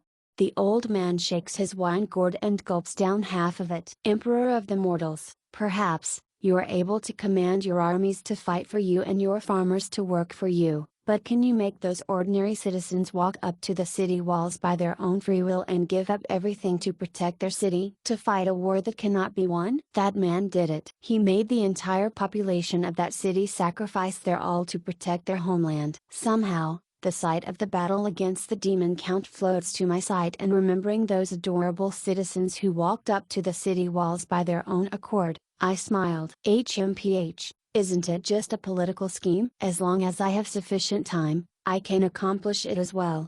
Darso's face hardens, but he is still unwilling to give in. At the same time, the piercing shout of the gnome echoes in the hall once again. Emperor of the mortals, you can probably tell that we aren't good people. In fact, we have been locked in the jail cells of Luoyang Mountain City just a period ago because of certain things that we have done. Due to the schemes of some people, the walls of the jail fell, but we didn't take advantage of the opportunity to escape. Do you know why? HMPH, that is because you all are cowards. Hee, Old Hoyle and I are already gold rank. Going by the standards of you humans, we are masters who have transcended mortal standards. But, those who were guarding us were just a few silver rank. With our strength, we are able to earn a living wherever we go. But, why do we choose to obediently stay in our jail cell and suffer the ire of our juniors? The drunkard smiles. Those who escaped that time all died. After that incident, they reaffirmed that their choice to not escape that night was the right decision. Those who sin must be punished and sinners will eventually be judged. Only through judgment can one be saved. These words were carved onto a rock placed in front of the jail. But, you all would probably just find it ridiculous. But, I can tell you that under the workings of that man, that became the rule of the city. The reason why we chose to stay in the cell is because we believe in the words of that man. After we serving our sentence, as long as we do not touch the bottom limit of the law, we can continue living with dignity in that city.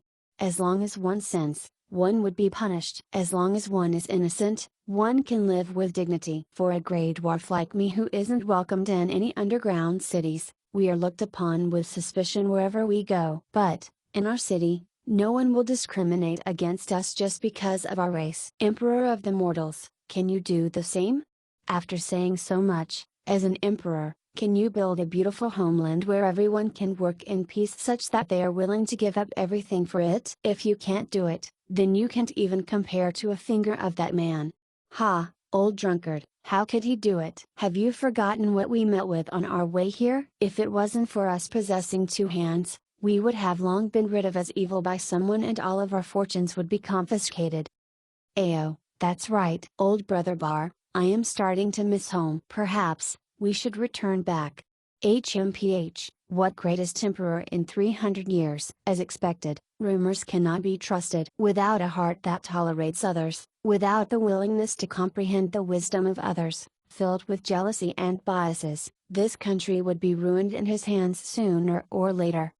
Emperor of the mortals, I know you wish to be immortal, because that is what all of you emperors with short lifespan wish for. But, even if you were to become immortal, you would only be a zombie that craves for the mortal world. You can never compare to that man who sacrificed everything to turn into the incarnation of the law to change the world. Such a vulgar human actually dares to mock the God of heavens, Mock the incarnation of justice. Should I say that those who are ignorant are fearless? Or should I say that those who are shameless are invincible? At the end of their speech, the three of them carried their sack, preparing to leave. But this time, they are stopped. Under the orders of a certain someone, the two legends who were initially hidden in the secret chamber appears before them. To insult the emperor in his face, you are guilty of insubordination. Throw him into the underground cellar. I will see if that incarnation of justice of yours will save you. Looking at Darso's steeled face which is ready to open blood, I know that nothing I say would help them now. Sigh, looks like I have to gather information once again. Where is the royal underground cellar? They really cause me tons of trouble. Even though I say this, somehow, my moon lifted. Theory for magic engineering, which is a mixture of both magic and engineering. I know it's obvious, but as long no accidents happen, even if the present is just so-so, Darsos would at least act pleased and reward them significantly so as to leave behind a good legend. Legend, greater than it more of means a good rumor, like when an emperor spared who and it gets passed down in history. Wait until you all turn to dust, then the gaze of the true God will start to be directed towards you. Probably refers to the fact that after you die, the soul goes to the heavenly realm. Chapter 95, Losing Control. A smart man turning dumb is a fish that is easiest to bait. This is because he is highly educated yet is unable to see through his own arrogance. The foolishness of a fool isn't anything unique. What is funny is a smart man doing dumb things. That is because he is using all of his abilities to prove his stupidity. In the country of idiots lies a smart king. He feels that he is nobler and greater than the gods. Oh, my brothers, please do not say that. The dignified lord is swinging about his stave of authority as he tries to ascend to the high throne. If you were to talk bad about him, fear that he would raise his stave of maggots to beat you. The narrow-minded emperor who can't even accept words of truth. Those arrogant words of yours that describe the god of law as a countryside bumpkin are arousing the laughter of the gods in the heavens. Oh, who gave this hilarious emperor the confidence that with his short lifespan in his country, he is able to look down on the immortals? Perhaps, it is because of his loud voice. At least, with his furious roar, he is able to make those crows shiver. Or perhaps, it is because he is very rich. At least, he is rich enough to use jewels as ornaments on trees and to lay mats for the road. Or perhaps, it is because he is strong. At least, those 40 unlucky fellows intend to present their own flags and serve him obediently as his lapdogs. The comical trio, despite being blocked by legend rank guards, continue to sing their own songs. Ha ha ha ha. Heh. The hall has been plunged into chaos. The maniacal laughter of the three short fellows echo throughout the hall while the nobles, crows, shiver in fear. The emperor's voice is resonant. The entire country might hear his furious roar, but that man never needed to shout. Even when facing a penniless farmer, even when interrogating the noble semi-gods, he only had to take out his codex and slowly talk the senses of our Luhuang mountain city to the other party. Let us slowly wait for the noble time to determine the weight of their words. 300 years later, when only ashes of the bones of the great emperor are left behind, will his arrogant words be mocked by future generations? The solemn immortal, will he have realized his dreams and changed the world with his own rules by then? The emperor's country is very wealthy. Oh, in order to put up a show, he opened his own national vault extravagantly to flaunt his fortunes, using jewels to decorate their greenery and using milk to fill the rivers. The judges of the countryside isn't that wealthy. They are so poor that they often spend beyond what they earn, writing a loan to pay for their bread tomorrow.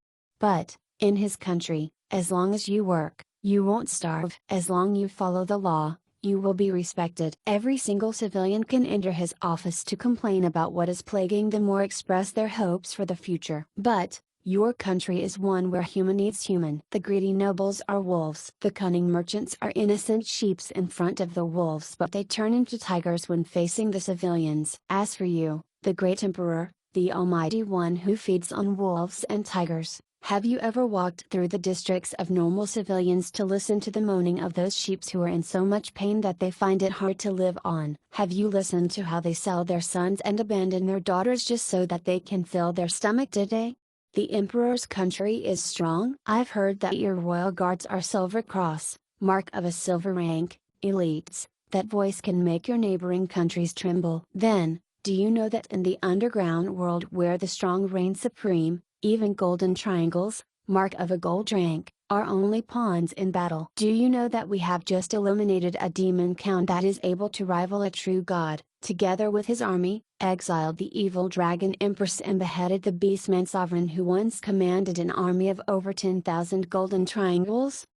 We don't have nobles that protect their land and civilian because our land do not belong to anyone. Our city doesn't have any army, but if the shadow of war looms over our homeland, we are willing brave warriors who can give up everything to protect it. We have many enemies, but we have even more friends whom we are willing to believe in. But you, the great emperor, the emperor who is envious of the gods, do you think that after losing your royal crown and stave, when your homeland is under threat, how many of your people are willing to give up their lives for you? How many nobles are willing to die for the country? How many allies will come to rescue you and how many won't stab you in your back? The young emperor who raises his rotten stave, you might think that you are a dignified monarch, but you're just a grandstanding clown. An immoral person who killed his father and siblings, you think that you can look down on that man. But, regardless of whether it is your morals or your value of existence, you can't even compare to a strand of hair from that man. The foolish emperor who envies true God, you think that you're powerful and rich. In actuality, you don't even know what it means to be strong. In front of that Lord, in front of the truly powerful, please remain humble. You think that you are very incredible. But actually you are hardly it. You're a joke. Alright, the three of them insult him one after another. Darso's face turns bright red. In the end, the three short fellows got arrested by the emperor's personal guards. Or perhaps, one should say that they surrendered after realizing they were unable to defeat them. However, those who are more sensitive could feel that this matter has yet to come to an end. Hoyle and the rest don't care about politics or anything else, they're just bastards with many problems on them. But, they know who is the one who gave a good life to the citizens of Luhuang Mountain City. So, even if you are the almighty emperor, as long as you insult the benefactor in their heart, they will still put you in your place. The human emperor who mocked the true gods and the short gnomes and grey dwarfs who mocked the emperor. In the eyes of the onlookers, especially in my eyes, it is something that would be written in the annals of history. As I expected. 2 days later, something happened. The nonsense of the three short fellows has been made into a comical bar tune. Now,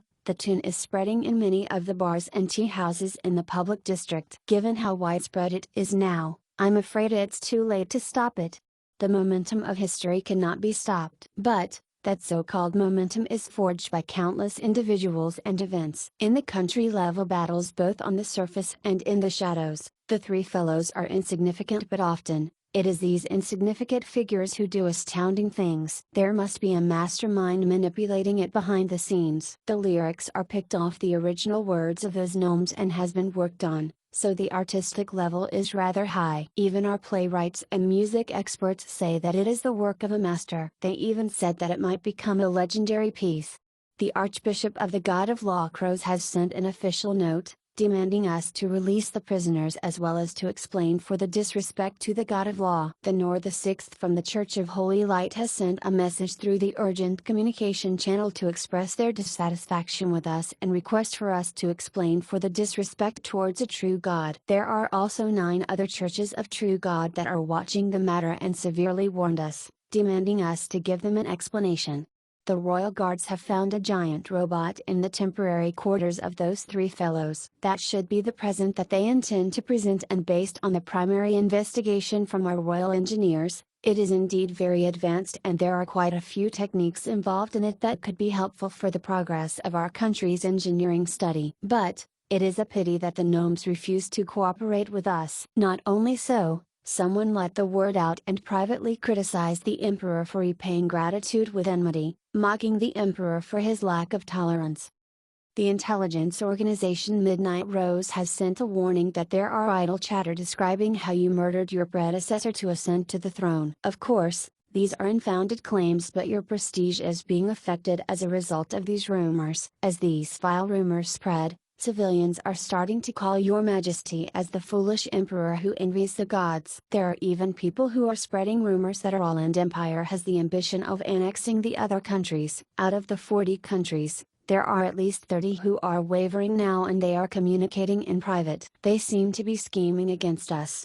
Reports of bad news are stacked one after another on the table. The pen is mightier than the sword. The young emperor is facing with his greatest challenge ever since he was confirmed for enthronement. This is a formless enemy, yet at the same time it is the doings of countless opposing forces, making one unsure of where to start tackling the problem from. From a certain sense, Darsos can indeed be considered a wise king. At least, under his rule, his subordinates dare to point out his mistakes as well as the bad circumstances that are occurring without worrying for their head. Darsos, you really overdid it this time. Disregarding everything else, just for a little verbal conflict, you got pinned with the crime of looking down on a true god, resulting in hostility from the churches of gods. This is really a foolish decision.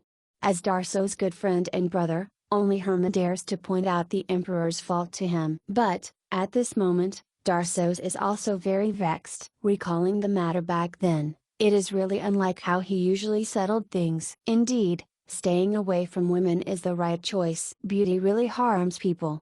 Darsos finally recalls that the reason why he was so annoyed and why he failed to censor his words. It is most probably because of that rent by his side. Being criticized and mocked in front of the lady that one likes. Even the most humble and prudent person would not be able to suppress the rage in their heart. Needless to say, the emperor of an empire who holds great authority in his hands. The contract probably played a part as well. After all, those are the words of the devils. More or less, there are some problems with the language of the lower realm.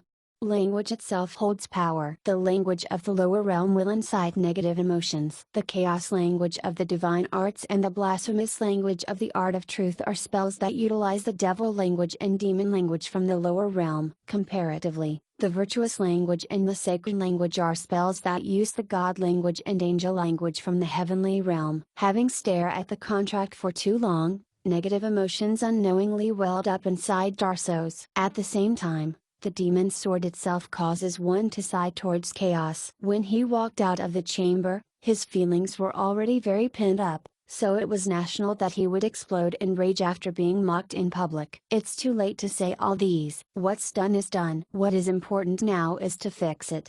If he just misspoke, it would still be easy to deal with. But, given that the one he insulted prepared a big gift for him, it made him look ungracious and narrow-minded instead. As the bizarre songs started to spread around the entire city at rocket speed, the beautiful title of the foolish emperor who envies the gods got attached to him before he received the title of the king of winter wolves. For an emperor in the feudal era, authority and honor are much more important than their life. Sometimes, reputation can equal to one's might. When an emperor loses his honor and reputation, the nobles under his control will refuse to listen to his commands. All these weren't a result of someone's scheming, but sometimes, mistakes that pile up as a result of cause and effect can be even more fatal than the plots of an enemy. This is especially so when Darsos and the All-Land Empire weren't really that stable internally. His father and siblings might have fallen from the stage, but the influence that they left behind hasn't been plucked out yet. Furthermore, the noble warlords are looking at the situation closely for an opportunity to push ahead their ambitions. How could they miss an opportunity that allows them to lower the king's authority and honor without losing a single soldier? Those little countries who are forced to join the alliance are already full of resentment. It is still manageable if there are no flaws in the All-Land Empire for them to pick at. But, now that a weakness has appeared, they are gathering in flocks to stab at it so as to seek an opportunity for them to break away to become independent. If it was 3 to 5 years later when Darsos has a firm control over the country, these wouldn't pose as a problem. However, Darsos has been suppressing the internal and external situation with force in recent times. His situation is as though he is sitting on a volcano in this instant. Now that he finally misspoke and a hole has appeared in his defense, his opponents won't just let it slide. Thus, under the efforts of different factions, even without them colluding together, the rumors and the bartune spread swiftly and all kinds of hidden problems came crashing in simultaneously. Since the mistake has been done, Then let's just go through with it. Throw the three of them into our most secure prison and prevent them from meeting anyone. If we were to let them out, it would show that we are weak. Return a message to Nor, use slightly more tactful wordings and say that it was just a slip of the tongue and apologize for it. As for the Church of the God of Law, since we have offended them thoroughly, then just ignore them totally. As for the rumor, let our intelligence group create a few more unbelievable rumors so as to divert the discussions. Even in a disadvantageous situation, Darsos calmly came up with solutions one after another to tackle the problems one by one. Even if it is a little too late, it's still quite an impressive feat. That, Your Majesty, Lord Hermit, I have just received two new pieces of information. Official suddenly rushes in and his word stops abruptly. It doesn't seem to be good news. Speak, what worse news can there be? I can take it. I don't know how the Bartoon spread into the royal family prison, but the gnomes have been humming it the entire day. Due to that, the other prisoners also began singing along. They're all mocking. There are some that say that the emperor of this generation is useless and that the All-End Empire is going into decline. Pa. Despite knowing that they are just mocking of failures, words that won't affect him in any way, Darsos is still unable to suppress his surging emotions. He smacked on the table with great force and the expensive red Phoebe office desk split into two. Red Phoebe is a type of wood. The room suddenly turned silent. A moment later, the low voice of the Emperor after pushing down his bursting emotions rumbled in the room. Alright, what's the next one? What other bad news is there? The young official replies shakily. The East Mist communal country declared the faith of the God of Law as their national religion and Princess Ren placed her honor on the line to guarantee the innocence of the three men. Furthermore, she guarantees that the present they gave out is a priceless treasure and they weren't disrespectful towards the Emperor in that sense. They demanded us to release them instantly. Boom. Kaka. This time, there is no salvage for the expensive office desk. After Darsos smacks the table in a rage, not mentioning how the entire desk was destroyed, a hole even appears on the floor. As expected, women are not trustworthy. At the same time, below the river, a figure is currently diving underwater and beside him is a black cat who is walking slowly in the water. Is this it? There's a reaction from the key. Let's hurry up, we don't have much time left. P.S. Well, to be fair, Darsos hasn't even become the emperor yet and it isn't practical to expect him to exact such changes instantly. I mean, Roland had 100 years behind him. Also, the background and history of both places are different. Chapter 96, Sneaking in a Certain World. To deal with civil disputes, a lawyer must first learn how to create traps and avoid fraud in a contract so that they can reap more benefits for their employers. The devils of this world are masters of deception and experts in contract frauds. However, if there isn't a single ounce of truth in their words, their reputations will sour sooner or later and no one would be foolish enough then to sign a contract with them. Thus, using the souls of both parties as a guarantee, as long as one is able to detect all of the possible traps in it, the devil's contract is instead, the world's fairest and most effective contract. This is also the reason why it is popular in many different dimensions. The characters of the lower realm that are used to write on the contracts possess magic. Even if it is the residents of the main dimension who can't understand the devil's language of the lower realm,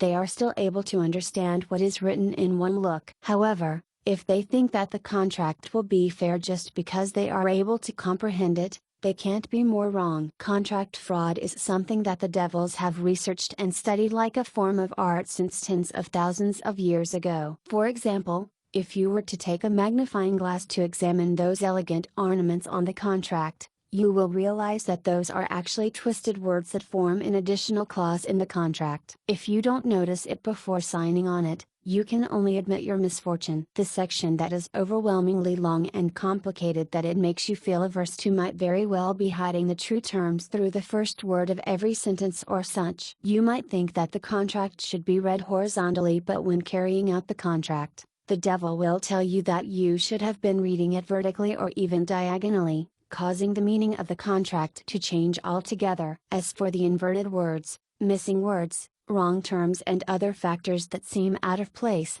never think of them as an accidental mistakes or typos. Most probably, they are done intentionally and contains some kind of trap within. Hence, For a mage who often come into contact with the lower realm, the first thing to take note of when striking a deal with devils is to never use the original contract they provide and insist on creating a new one on the spot, even if it means that it will result in a marathon-length showdown. As eras progressed, the hypocritical and deceitful human nobles began to employ the devil's contract amongst themselves. Of course, the human's aptitude for deception is in no way inferior to the devil's. For over 1,000 years, they managed to play out new tricks in contract fraud that surprised even the devil lords. For example, they would raise an orphan and name them with an identical name with some influential individual and make them sign their contract in their stead. Even I myself wouldn't dare to use a contract prepared by somebody else, or allow the contract out of my sight. As expected,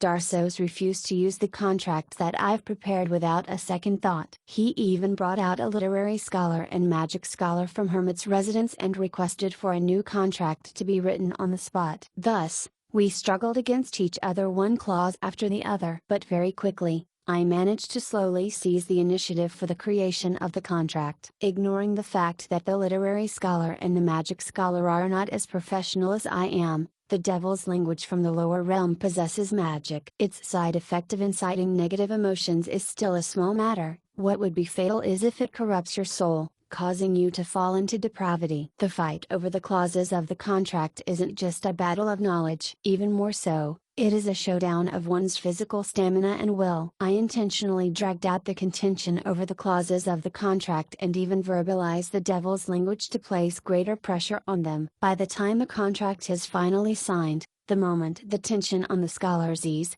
they immediately faint on the floor. It seems that it would a year or so for them to fully recuperate. I am rather satisfied with the final contract. Also, the other party has seen the hard work the experts have put into the contract, so Darsos and the rest are quite satisfied with it as well. At the very least, before those loopholes are discovered, they should be quite satisfied. One of the victories that I found the most satisfactory is the clause stating that no acts of military threats or war is allowed under any clause within 10 years. This would ensure a period of peace for Eastmist communal country. Without this clause, if Darsos starts to threaten us again a few days after we finish trading our chips, we, on the weaker side, would still have to give in. This would mean that we have signed the contract for nothing. What about after 10 years? I don't think that he would have the leisure then to go after the Eastmist communal country. Besides, if my plan is successful, it would be hard to tell who would be the one raising trouble with whom. With this secret contract, the Eastmist communal country could be said to have truly achieved freedom. This is also why, after discussing for a bit after returning back,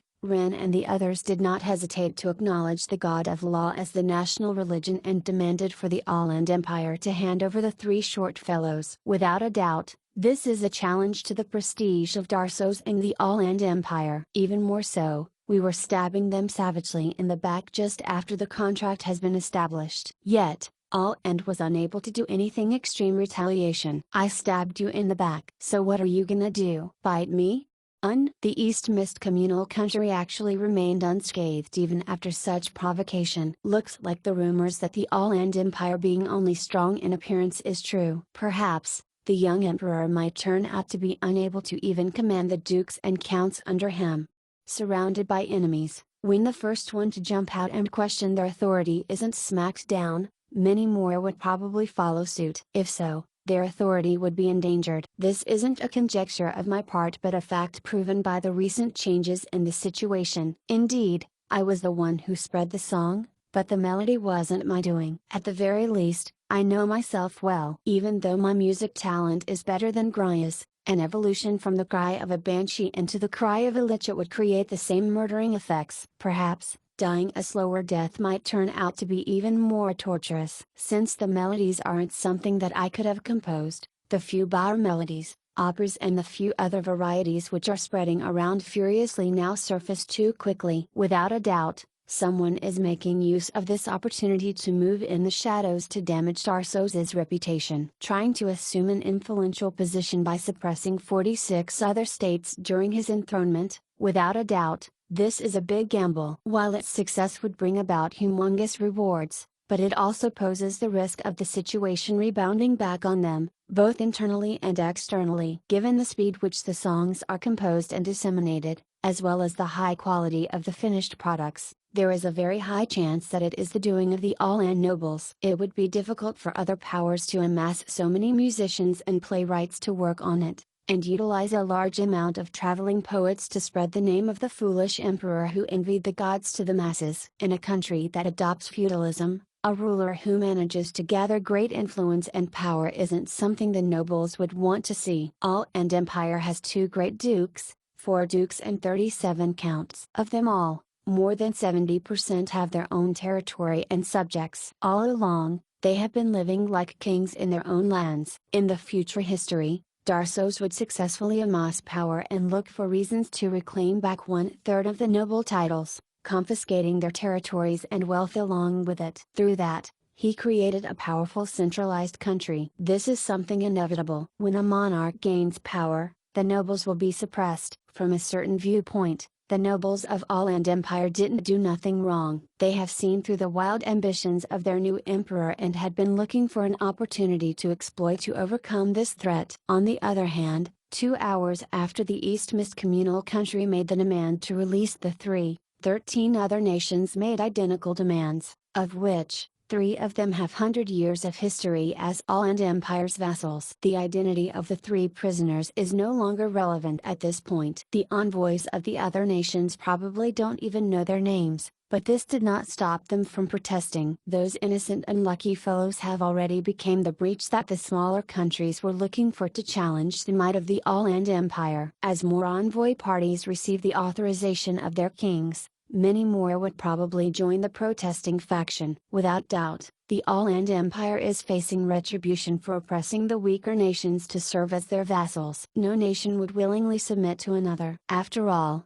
they would have to pay tributes to them and serve as their pawns when war breaks out. Since the situation can't get any worse, so they chose to make a gamble before the new emperor ascends the throne. Without a doubt, in this period of time, Darsos's authority and pride has been challenged from both internal and external factions. But, his way of handling it is really skillful. Despite facing so many provocations, he remained peculiarly silent. He didn't even try to blame the East Mist Communal Country for it and instead, silently fulfills the terms of the contract, sending huge amount of resources and technology to the ambassador party. He gave in just like that?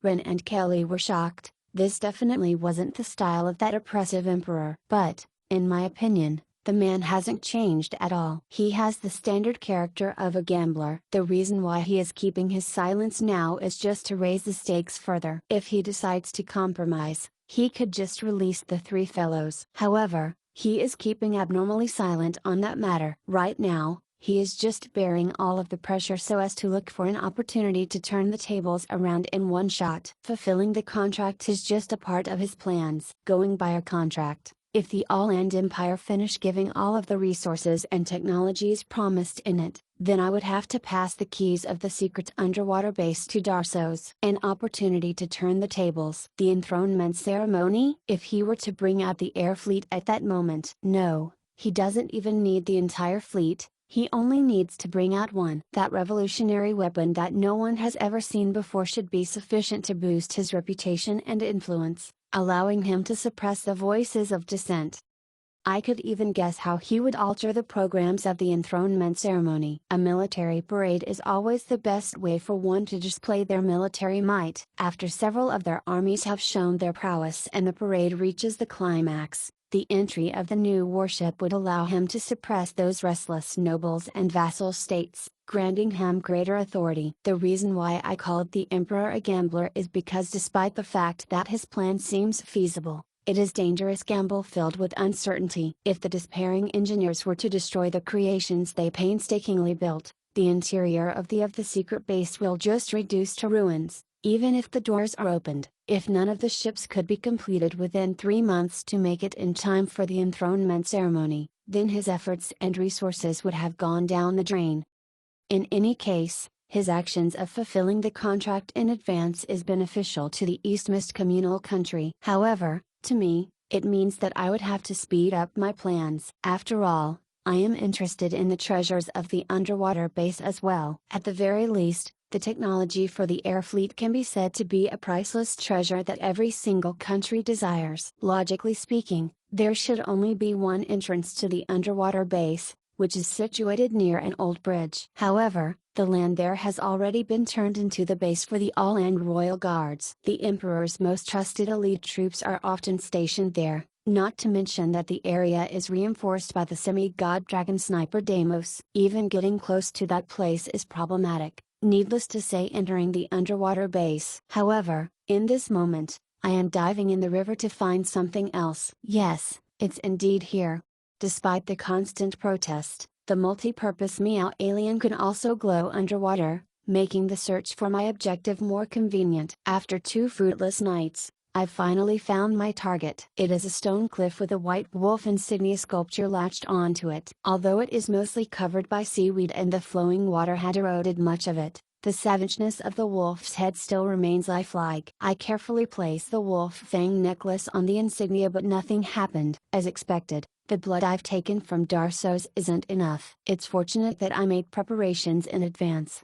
On the pouch on my waist is a bottle of fresh blood that was just retrieved. Darso's father, unfilial son. This dungeon is filled with blood-sucking rats. Piss off, smelly rats. Despite living gloriously for my entire life, will I end up dying to the mouth smear rats? The blood mixes with the river water, dyeing the entire necklace red. Finally, the eyes of the wolf head sculpture emits white light. A dark hole opens by the wall, causing a slight change in the water level of the entire river. As I expected, there is an underwater entrance. Finally, I felt the burden on my heart lift. This kind of man-made underwater base would most probably have an emergency exit. Although it is a conjecture on my part, the cave that opens up before me after the mechanism is activated has proven my conjecture. However, this passageway isn't very wide. It probably isn't a passageway for boats as I guessed, but rather, one for the flow of water or for the movement of the workers. I carefully sneak into the cave and head upward along the passageway. In a few minutes, I reach the surface of the water. The moment my head pops out to scan the surroundings, I didn't even have the time to take a second look when I submerged my water back into the water hurriedly. Despite all of the possible scenarios I have thought of, I didn't expect such a conclusion.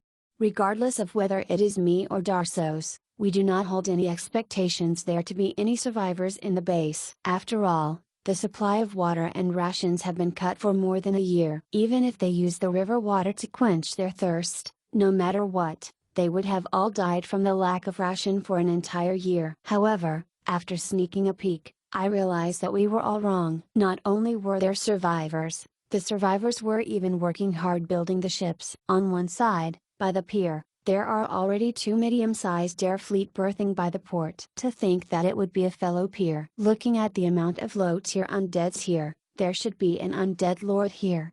Yes, although there are survivors, there were no living beings remaining. Those who are working hard at the pier are mostly of them are skeletons and zombies. Judging from how their flesh have yet to fully decompose, they should have been converted to undeads not too long ago. Is it Prince Carlohan? Worse come to worse, there could be a Saint rank Lich in there. That would be hard to deal with. Even if I were to ignore those undead beings, the small-scale and medium-scale magic statues who are busy working on the pier are also not easy to deal with. As an important military base of the All-Land Empire, it is hard to imagine it wouldn't be firmly guarded to the smallest detail. From the intelligence and history, the future Invincible Air Fleet also has a section of Ghost Fleet, of which, the fleet admiral is a high-tier Lich named Carlohan. It is rumored that he is the younger brother of the previous emperor and Darso's uncle. At that moment, there were many speculations why a noble prince of a large country would end up becoming a Lich. What's even more incredulous is that the king of Winter Wolves would actually hand nearly half of the fleet over to this undying. But now, it seems that it is the prince who handed over the fleet to the emperor. Very possibly, the seclusion from the outer world is the impetus for that great mage to turn into a Lich. After all, when he realized that there weren't sufficient food, he can't possibly just sit idly and wait for his demise. After converting into a Lich, he wouldn't require food. Perhaps, that is the best solution then for his survival. I quietly remain under the water, looking around the surroundings to etch the situation in my heart before turning around to leave without a second thought. Since my fighting power is insufficient, I just have to bring more people with me the next time. But, after returning to the church, my plan met with an obstacle. The top fighter among my subordinates, the Moon Knight Diana, is fated to be unable to join in this project. I grew up in an underground city. Water is a very luxurious resource. It is already wasteful to use it for bathing. If I were to use it for swimming. Alright, nothing more needs to be said. The excuses the residents of the underground world have for not being able to swim is simply too persuasive. Also, considering the fact that a heavy armor unit like the Holy Knight depends heavily on their equipment and the impossible challenge of swimming with one's armor, even the intention to get her to give it a try dispels from my mind. Scanning around, Bei Ifeng and Cassio looks up at the sky, trying their best to pretend that they didn't hear our discussion. Clint remains silent, but it is obvious that he is unable to swim just by looking at that heavy armor of his. On the other hand, Momo excitedly raises her hand and sounds off. I am the best swimmer among the town security. Back then, I have practiced in the fish pond in Morseblight and I am able to hold my breath underwater for a minute. I could also swim 30 meters in one breath. Alright, what the heck is the meaning of this record of a 10-year-old? I got happy too early. In the end, I turned my pleading eyes to Crows but got an apologetic reply in return. Lord Oracle, wild elves never liked water. Due to staying in the underground world for a long period of time, I didn't even learn how to transmogrify into a seal, so I don't know how to swim. It doesn't rain often in the underground world. Looking at the bunch of landlubbers before me, a headache starts to consume me. However, the black cat on my shoulder laughs gleefully. Stupid, why don't you look for a siren? Their race talent, blessing of the sea god, allows non-swimmers to be able to swim and breath underwater for a short period of time. It is definitely more than enough. There is only a river here. Where do I look for a siren? Here. It is a piece of tattered poster. On the picture is a comical clown, twin-headed ogre acrobat, air trapeze artist and a siren beast tamer who performs with her seals. Fire Dragon Circus? I seem to have heard of it somewhere before. Chapter 97, Are Oranites or Oranites? Aren't those just legends? In the past, there used to be an order of Oranites among the Royal Knights of Mist. They are the rarely seen Tier 4, gold rank, human troop. 300 years ago, they should have disappeared along with the Mist Country. But, as time passed, the legend of that order of knights was viewed with suspicion. After all, they number only a few and they rarely left the snowy fields of the southern lands. One of the unique traits of humans are their rapid growth. But, on the other hand, due to their short lifespan and the short period in which they are at the pinnacle of their strength, the average battle power of the human kingdoms remain at a bottleneck. For example, grooming a mature white wolf knight would require at least 7 to 10 years, which means a rookie would be around 17 to 18 years old by the time they become a qualified knight. But, by 40, many aspects of their body will begin to deteriorate so normally, the period when they are able to serve rarely exceeds 20 years. The age in which knights tend to be of their pinnacle strength is between 28 to 35. Ignoring the augmentations due to equipment, a large portion of the ace troops are unable to reach Tier 3. That's also where the name Silver Dignity came from. For most of the human kingdoms, a knight who reaches the silver rank is eligible to become the lowest noble. As for those lucky ones who successfully advances into the gold rank, they are given the noble title of masters, regardless of which race or tribe they come from. This is a level that exceeds where hard work can bring one to and is fated to be the privilege of only a few geniuses. The god of fate is fair. The more aligned a warrior is to their equipment, the harder it is for them to advance on to the next rank. Comparing it like that, the humans are far too inferior compared to the other races. There is totally no difficulty at all for a mature elf to reach silver rank, and through hard work, they can easily achieve the level of a gold rank. Although the beastmen have a slower growth rate, through their outstanding basic stats and race talent, as long as their weapons and equipment don't lag too far behind, they can easily match two humans of the same power rank. But, humans were still able to suppress the other races to become the dominant power of the continent. Other than their overwhelming population, Credit must also be given to their numerous and complex classification of troops as well as their outstanding ability to craft equipment. Special breeds, elites and aces, every single mature troop have their own specialized equipment and role to play in battle. Through the augmentation of equipment, on average, troops that reach Tier 2, bronze, can become the backbone military power of each country's. The White Wolf Guards, being a Tier 3 troop, plays an important part for the formidable strength of the All-End Empire. The Missler Savage Dragon Spear that they made is indestructible after infusing mana into it, while the one-time use Savage Javelin that explodes after being thrown has the equal might to a full-strength attack of a gold rank. On the other hand, the Savage Sword, which has jagged edges with flames enchanted on it, serves as a fearsome body shredder. Under the augmentation of these sturdy weapons along with the unbreakable Missler light plate and the hefty investment in these by the All-End Empire without any regards to the cost, this Ace Tier 3 light cavalry troop is born. The reason why it is a light cavalry is because the equipment is extremely heavy. Even the specially bred horse is unable to withstand the additional weight from putting on heavy armor. Thus only light armor protecting the vitals can be worn. Despite so, this light cavalry is known to be even slower than heavy cavalry. This is already at the level of an ace troop of a powerful empire, as well as the crystallization of the progress in alloy smelting technology in the past 100 years. Yet, it is said that 300 years ago, in a country in the frigid snowfields, there is a Tier 4 heavy cavalry known as the Aurora Knights. No matter what, people would be doubtful of its existence. The difference between an average gold rank and an average silver rank is as great as the heavens and earth. Exactly what kind of mounts and equipment can forcefully pull a bronze rank warrior all the way up to possess the strength of a gold rank? Could they be dragon knights? With 100 of such knights, one could dominate the whole world. However, based on the information and a sample of their equipment that the other party sent over, our primary analysis has shown that the full strength of an Aurora Knight is of Tier 4 standard. Darsos opens his mouth in incredulity. It is hard to believe that they would send such a top-tier military secret just like that. During negotiations, Roland did indeed jokingly mention that he would use the Aurora Knights to trade for the 3 great Tier 3 troops of the All-End Empire, including the White Wolf Guards in the mix. However, in reality, the existence of the Aurora Knights has been viewed with suspicion all this while. If they really exist, their value would indeed be above that of the 3 Tier 3 troops, so they only treated it as a joke. Thus, Darsos agreed to it without any hesitation. He even said that if the other party was willing to exchange such information, they would be willing to provide 1,000 sets of sample equipment for the 3 great Tier 3 troops each. This was just a verbal promise made jokingly. After all, even if the Aurora Knights were to really exist, they should have disappeared in the annals of history. If not, the East Mist communal country wouldn't be meeting with defeat after defeat, causing their strength as a country to diminish continuously. However,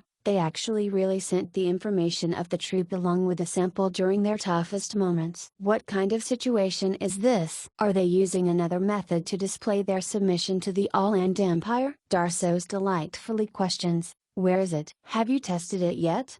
Very quickly, when the sample is brought to him, Darsos's delighted face immediately freezes. That is indeed an elegant and artistic plain mail. The thickness and bulkiness of it didn't cause the artistic value of it to lower. The sharp spikes on the armor apparently aren't just to accentuate the aesthetics of the armor. The frigid air that surrounds the armor smells of magic. But that equipment is melting. A puddle of water is already accumulating in its surroundings. Isn't this an ice sculpture? How can it be an equipment?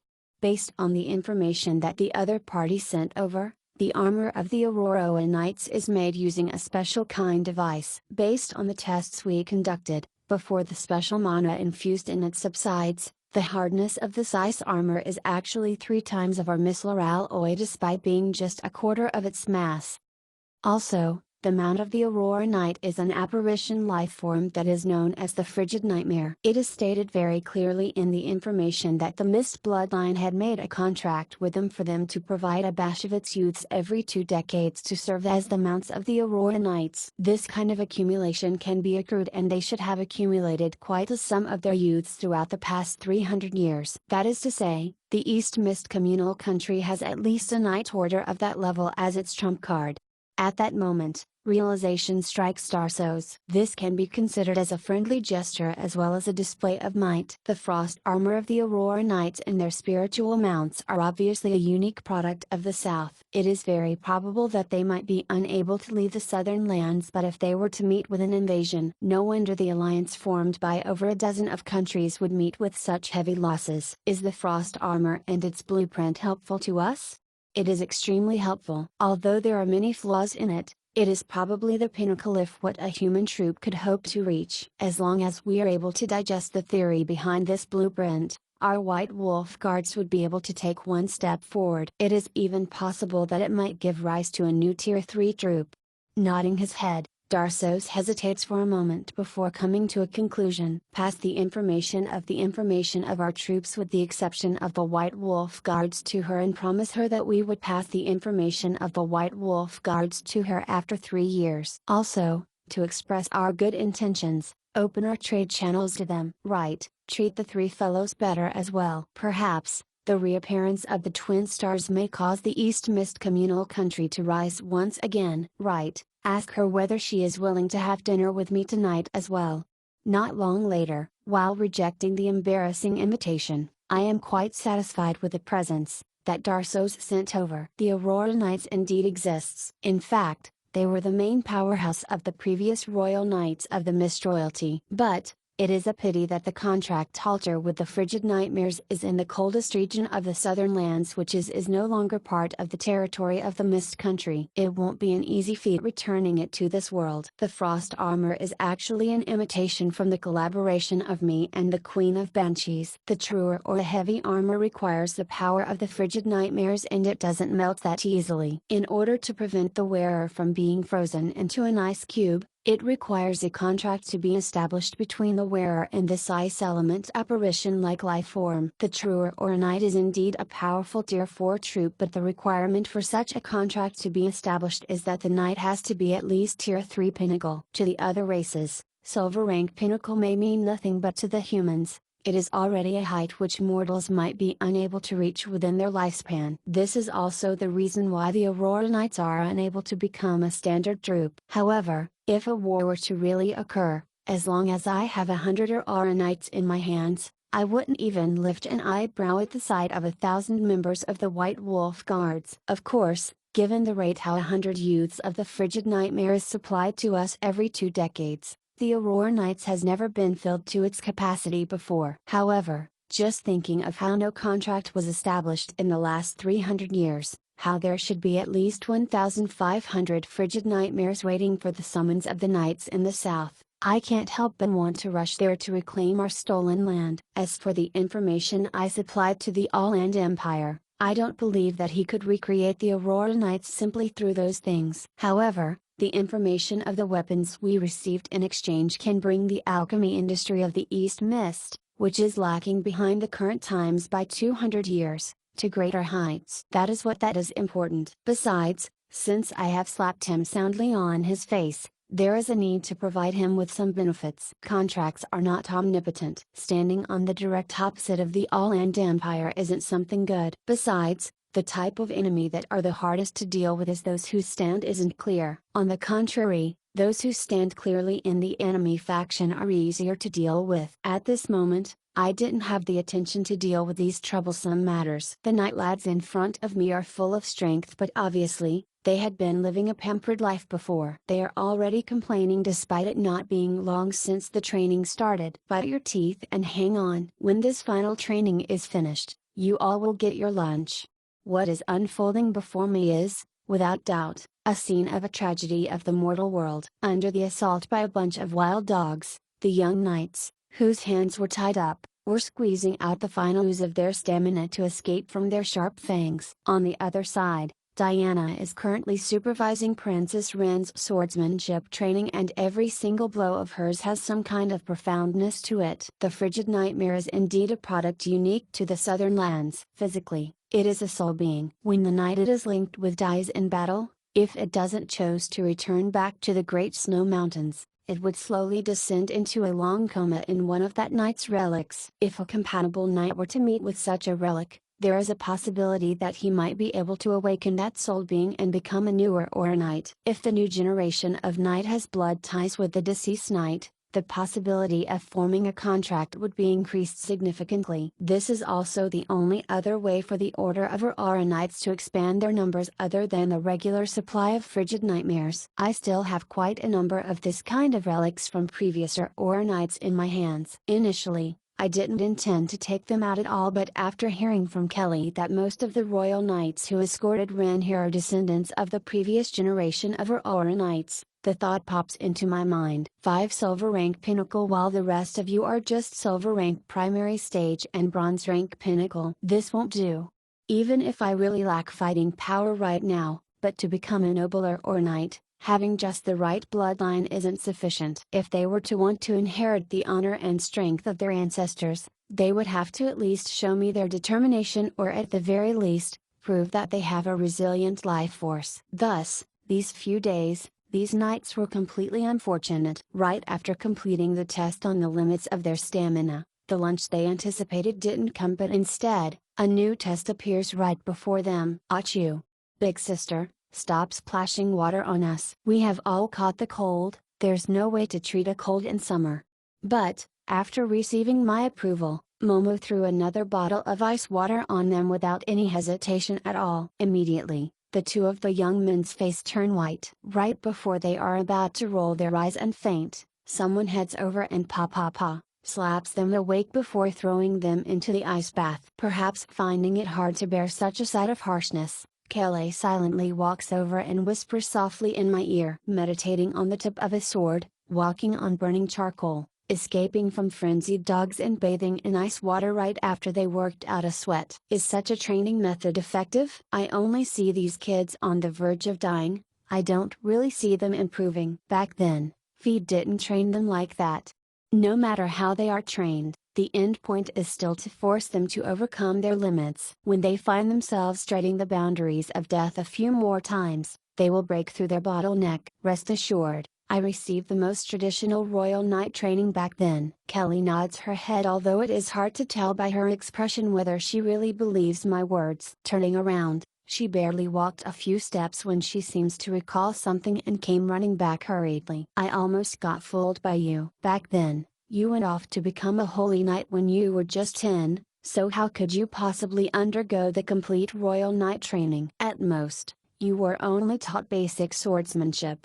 Don't worry about it, I am the legendary teacher who taught out a semi-god. My way of teaching definitely isn't inferior to the conventional method in any ways. So, just rest assured. Look, didn't Ren break through the bronze rank after undergoing my trainings? Ren's unexpected breakthrough is indeed something to rejoice over, and that fact made my argument even more persuasive. Kelly didn't go on about it. But, what she doesn't know is that I am full of doubt as well. Why aren't they breaking through? Didn't that fellow Adam somehow broke through like that back then? Why don't I try making them meditate under the waterfall, beat them into a half-death state for them to experience the cosmos, or tie a ton of weights on them to train their will? Let's try them one by one then. As long as they don't die, there would surely be a day that they will break through. Oh right, it is said that bungee jumping is also a way to stimulate one's potential. Extreme hunger too, let's just deprive them of their dinner for 10 days. A certain day, Annie asked Adam why Adam didn't teach him, but rather, only imparted basic techniques to her before sending her off to adventure the outside world alone to gain some experience. Back then, Adam hesitated for a long time before coming up with an answer that makes me at a loss of whether to laugh or cry. I really don't know how I can teach you. If I were to use what we did back then, I think that you would most probably die. Your zodiac isn't a cockroach. Right, by no means should you ever look for your Uncle Bones to learn martial arts from. Definitely don't do it. Also, when he says that phrase, don't hesitate, run as far as you can. That phrase? New idea. At this moment, a sudden ingenious inspiration strikes me. Achoo! Who is talking bad about me? Right, lads, I have a new idea. Why don't we try the racing with the horse game? You tie yourself to the horse and slap the horse on its back, allowing the horse to pull you along on its run. What? You're afraid that you can't catch up? If you can't catch up, You will just get pulled on the ground for a few times. You all should be catch up with it soon enough. Back that fool and I used a raptor, you know. Its speed for short distance running is much faster than warhorses. But, raptors are difficult to find here, so I can only use warhorses as a replacement. We might die. We will definitely die. But, it is a pity that their princess has already handed them all over to the hands of the devil. No matter what, they can only follow through to the end. I have another good idea. It is said that carving a tattoo on one's chest will awaken one's potential. Why don't we give it a try? A few years later, when the first generation of Aranite reminisced the past, tears would start flowing down their face. Whenever the word trainer is mentioned, they would instinctively start to tremble. Some of them would bring tidbits everywhere. Some of them would shake in fear whenever they see ice and dark elves. Some of them would start catching cold when summer comes and be cured of it the moment winter sets. One of the things which people found the most incredulous about this group of powerful founding knights is that each of them has a tattoo on their chest. For some of them, it is a tiger, while for the others, it is an elephant. However, for the most of them, they have 7 bizarre scars over there. TL, Fist of North Star, Kinshro. You are already dead. My life is without regrets. This is their most despair-inducing war cry to their enemies. The self-confidence and fearlessness of death from the war cry motivated the future generations of knights to imitate it. In this generation where entertainment is sorely lacking, especially for normal peasants, a traveling circus arrives at a town and starts to put up their tent, sound their gongs and distribute flyers. This is like a festival for that little town, bringing great joy to little children. But, for that circus, moving between cities tend to be unsafe, not to mention that their daily jobs are tough. There are rich merchants and nobles who find circuses low class and vulgar. Yet, if they were to cater mainly to the normal peasants, they would find it hard to make good money. Thus, it is often difficult for them to retain talents. This is why the history for typical circuses are short. Many of them disband within 3 to 5 years. Even if they were to occasionally become popular for a moment due to the introduction of a certain interesting and novel program, due to the inflexibility of their management system, they would still meet with difficulties sometime in the future and disband eventually. The Fire Dragon Circus is a long-standing circus with 100 years of history behind it. Just like the other new stars who were radiant for a period of time, they are also undergoing a period of downfall. Initially, this reputable circus was supposed to perform during the enthronement ceremony. This is a hard-to-come-by opportunity for their big circus. If their name were to spread far and wide from it, they might even be able to hold regular performances at some theater or establish a long-term employment contract with some great nobles. This would release them from their fate of wandering about and anchor them to shore. However, just when the group was happily planning for their future, they met with an accident. First was the original circus master as well as the trapeze artist Hisoro getting injured in the midst of training. Then, a series of training-related accidents follows by, causing them to be unable to operate temporarily. Seeing how the inauguration is just by the corner, their competitor, Fitaro Circus and Soaring Wing Musical came to poach their people. 2 of their 3 aces left. What's more, the siren tamer who remained brought big trouble for the circus. Seeing how they are unable to conduct even regular performances, the circus that was passed down within the family for 3 generations is on the verge of collapsing. The heavily injured Isoro almost died from anger. But, just before he went fully into a coma, he passed the role of the circus master to the immature little Miller. But, even though Miller tried his best to sustain this family business, even when the old members were trying their best in the performances and even took the initiative to claim a lower salary, the day of their disbandment still slowly approaches. But, today is a happy day. A rich investor is actually offering to finance the Fire Dragon Circus. Little Miller is overjoyed. Nice to meet you, esteemed lady. May I have the honor of knowing your name? Are you married? Oh, that's great. Can I have the pleasure of enjoying dinner with you today? After walking into the tent with a big pool inside, Miller frowns upon hearing that deep and strong voice. The siren Tracy might be one of the pillars propping up the circus, but her own natural charms has also brought countless trouble to the circus. This customer here, the circus is currently not in its operational hours, so I beseech you not to disturb our circus members. After walking over to the pool, The sight that unfolds before him left him dumbfounded. The beautiful siren stands dumbfounded at one side while the ones engaged in a conversation is a jerkin and a seal. At the same time, a golden-haired holy knight walks over with a smile on his face. Morning, Lord Miller. I am Roland. There are some things which I would like to discuss with you about. It involves a large sum of money. Are you interested? Chapter 98, Trade. A white-colored fox walks out from the shadows. Emaciated, he hasn't been able to catch any prey for the past few days. The reason? Dressed in luxurious and expensive furs, he and his pack have met with their most dangerous enemy recently. Bang! I found the prey. All right. After the sound of a gunshot from a dwarf's rifle, a certain white wolf abruptly falls to the ground. A short figure walks out from the trees. Despite being shrouded in weeds, he's in his peak condition, apparently excited over catching such rare prey. However, what happens immediately afterwards is the burst of alarms and sirens all around his surroundings. How dare you, to dare poach on the private lands of Count Karlach? Back then, you killed the aspen dog that the Count doted on, and now, you dare to kill the snow fox that the Countess is fond of? You must be courting death. Alright, appearing right after the furious roar is over 100 of raging guards. He got caught due to poaching? The legendary sniper? Initially, I intended to set forth to the Fire Dragon Circus alone. However, even before I stepped out of the mansion, I met that Draken who was already prepared and ready to set off. Thank you for your care in recent times. I am afraid I will have to leave for a period of time. To say the truth, hearing Beifeng bidding his farewell, I feel as though I have eaten 2 pounds of apples in one mouthful and a band starts playing in my mind. I couldn't suppress the ecstasy I'm feeling. You are leaving? That's... Cough cough, how regretful. Being stared at by Cassio's resentful eyes, I could only change my words helplessly. There is a grudge that I have to settle. After putting on his windbreaker, the Draken intends to leave but Cassio stops him. Big brother, you can tell me if you have enemies. I will help you. Setting forth alone like that, aren't you being too formal with me? Do you not treat me as your brother? Casey, it is because I regard you as my brother that I don't want to involve you in it. This is my personal grudge.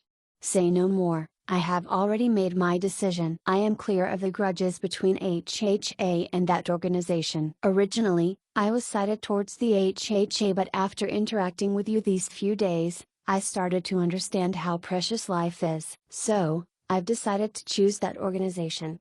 I couldn't make sense of what they were talking about, but the newspaper on the table seems to be the culprit of this decision. HHA's Happy Hunting Association ace hunter Lowen's Bronzehammer will be performing his ultimate technique of 100 feet piercing. We welcome all hunter friends to join in the commotion and exchange their hunting experiences.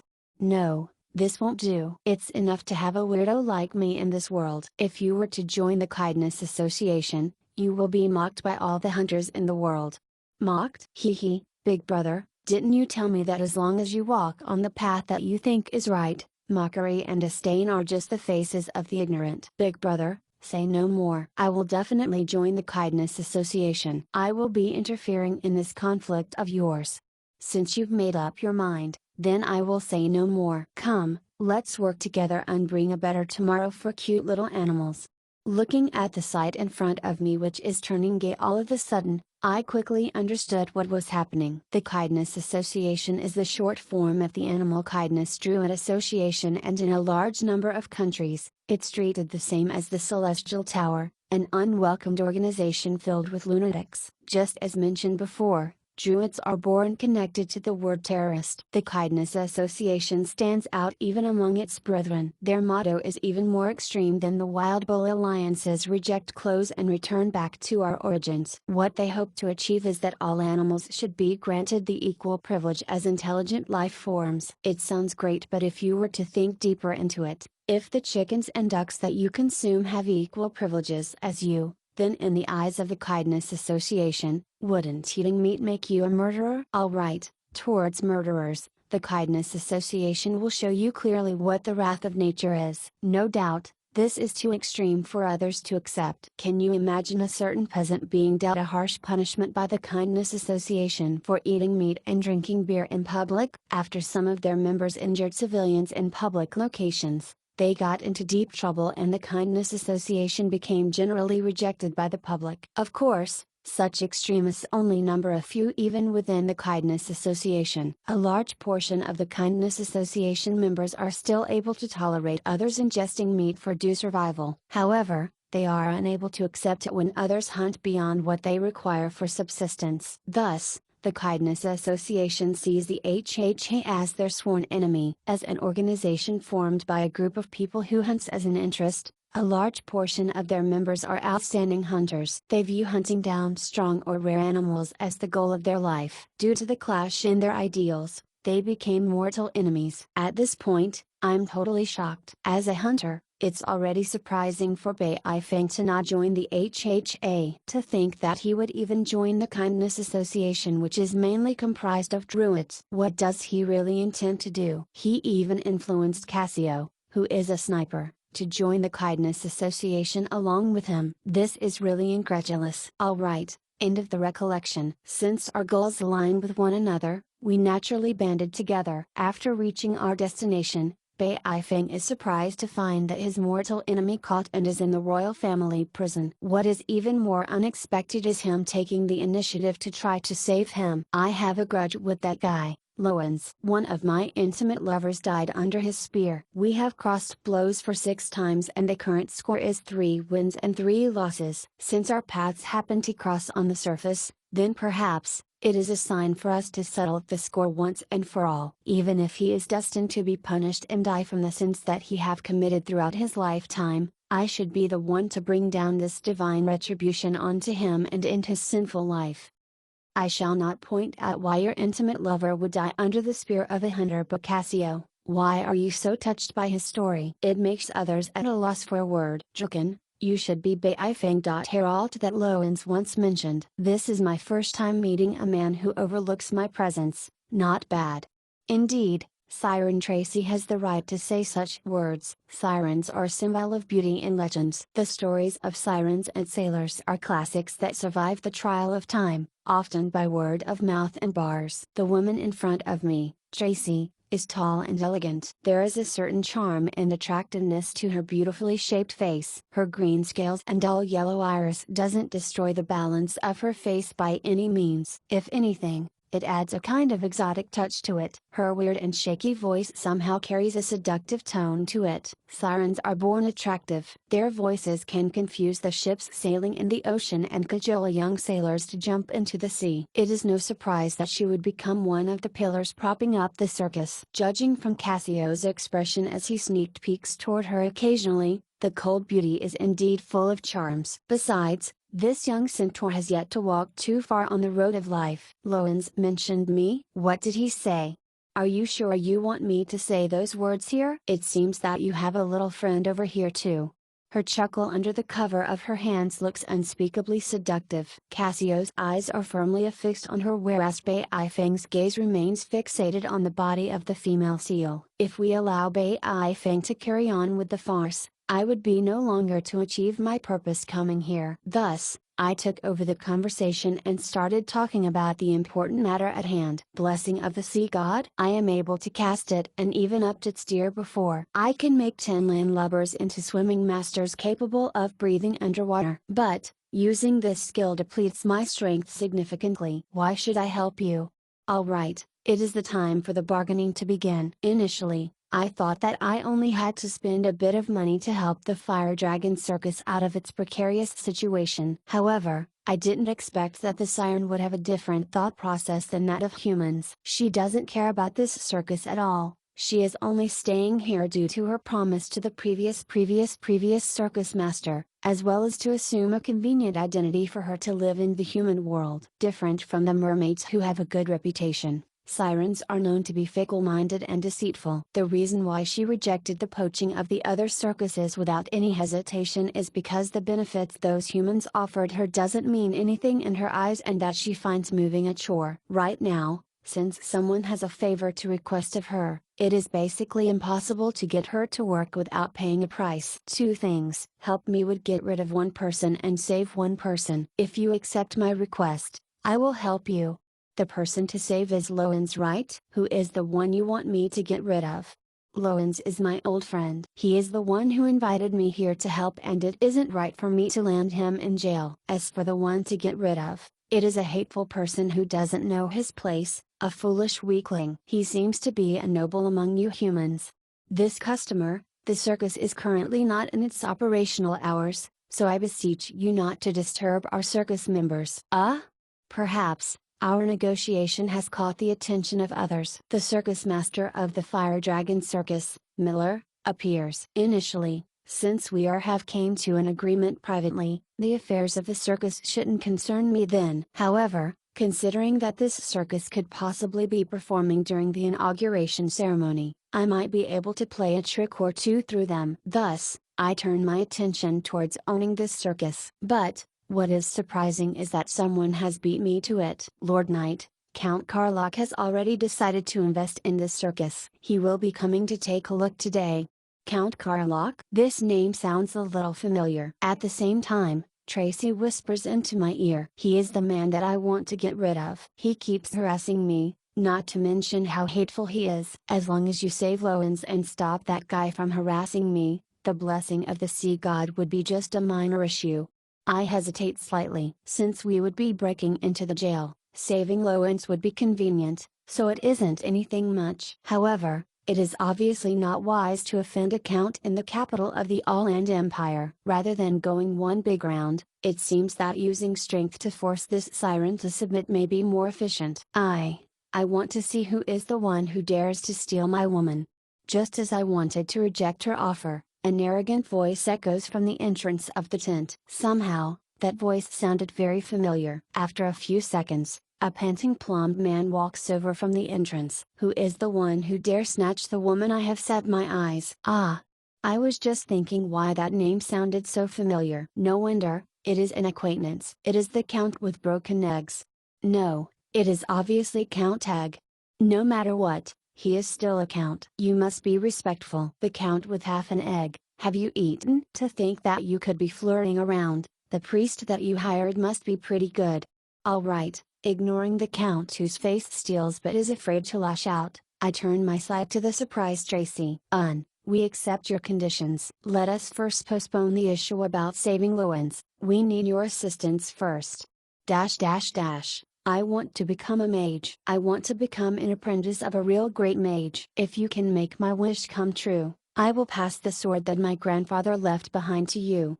When I found Kane's granddaughter, I have no idea how I should persuade this young lady who resolutely wants to become a mage despite coming from a family with a line of knight heritage. Knight? My grandfather is one of the knights who come under the direct control of the royal family, a respected famous legend holy knight. But, how did he end? My father risked his life fighting for the royal family just to restore the honor of my grandfather. In the end, he died on the battlefield, and what did he earn? Just the broken armor and weapon that grandfather left behind. Kane's son, Slork Solia, for the honor of his father, stepped on the road as a knight as well. Back then, when the royal family was impressed by the loyalty of the Solia family, they passed Kane's previous weapon and armor to Slork. However, before Slork could accomplish his goal of regaining the honor of his father, a new war broke out. In the end, the only things that returned back to the Solia family were 2 knight armors and swords. So, do you want it or not? If it wasn't for you helping to pay for my school fees previously, I wouldn't have brought up such an offer in the first place. No matter what, they are relics left behind by a legendary character, so they should be able to fetch quite a price.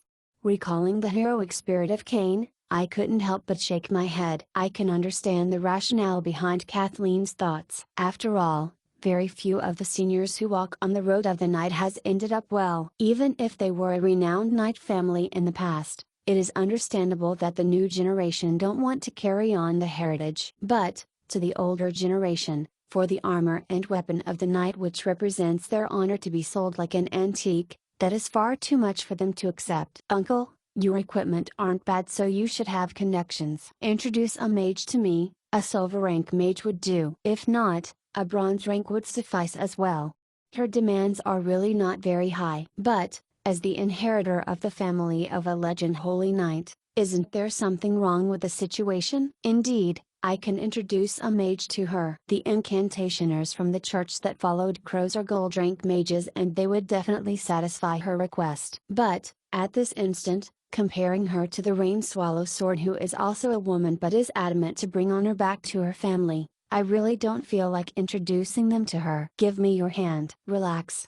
Kathleen follows my orders and the information that appears makes me click my tongue in surprise. Kathleen Solia race, demi-elf job, LV14 alchemist strength, 9 agility, 11 stamina, 8 intelligence, 14 will, 12 charm, 14 race talent. None her other stats are still normal but her identity as a demi-elf is a very big problem. Most likely, Slork found an elf wife eventually and had a demi-elf daughter. Even if he died early in life, he could already be considered a winner in life. Furthermore, elves are born lacking in strength and it is indeed unsuitable for her to walk on the path of a knight. Looking at her hair which intentionally covers her ears and the laws directed towards the nobles of this country, I roughly get her situation. Demi-elf, if I am able to fix your natural weak strength, are you willing to become a knight?